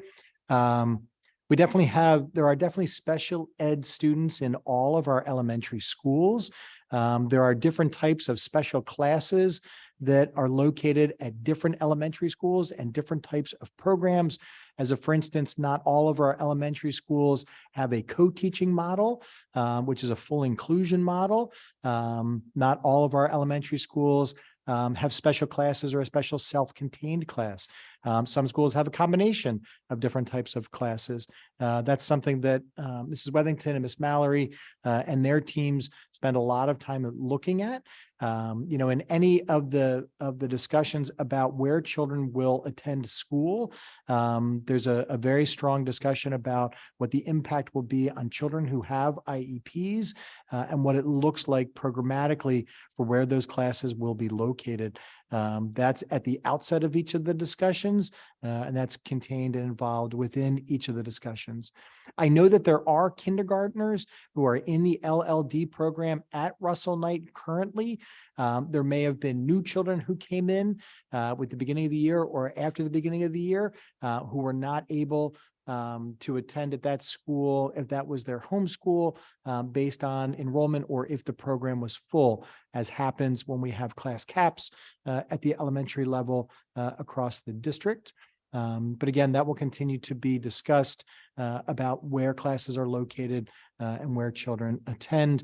I know, as Mrs. Fleischer pointed out, there'll be ongoing discussion about locations and districting of schools, continue with the P&L committee meeting in January, and I'm sure beyond January as well. Again, like I said, earlier, we don't close for every federal holiday. We are closed for some of the federal holidays. We try to, the board tries to adopt school calendars a couple of years out so that folks have an opportunity, to plan for what their time looks like and what their children's time look like. I'm always one, as an educator, if there is something important that the family is doing and they want to keep the children home to be involved in that activity, I think that's a wonderful opportunity. Not all things that children learn occur in school. So certainly if families have the opportunity, they're engaged or involved in something, they certainly can make that choice for their children. The thank yous that we did, which was very kind. Board members. I think that might be it from questions. Is that all? Right? ESIP? Do we know? Do we know? It sounds like something we do. The ESIP, so we have done ESIPs in the past. We are not currently engaged in an ESIP right now, Mrs. Sugars, right? We don't have any ESIPs that are currently active, although we have done them in the past. Thanks, Mr. Avadia. And again, as you get ready to close, thank you, Mr. Avadia.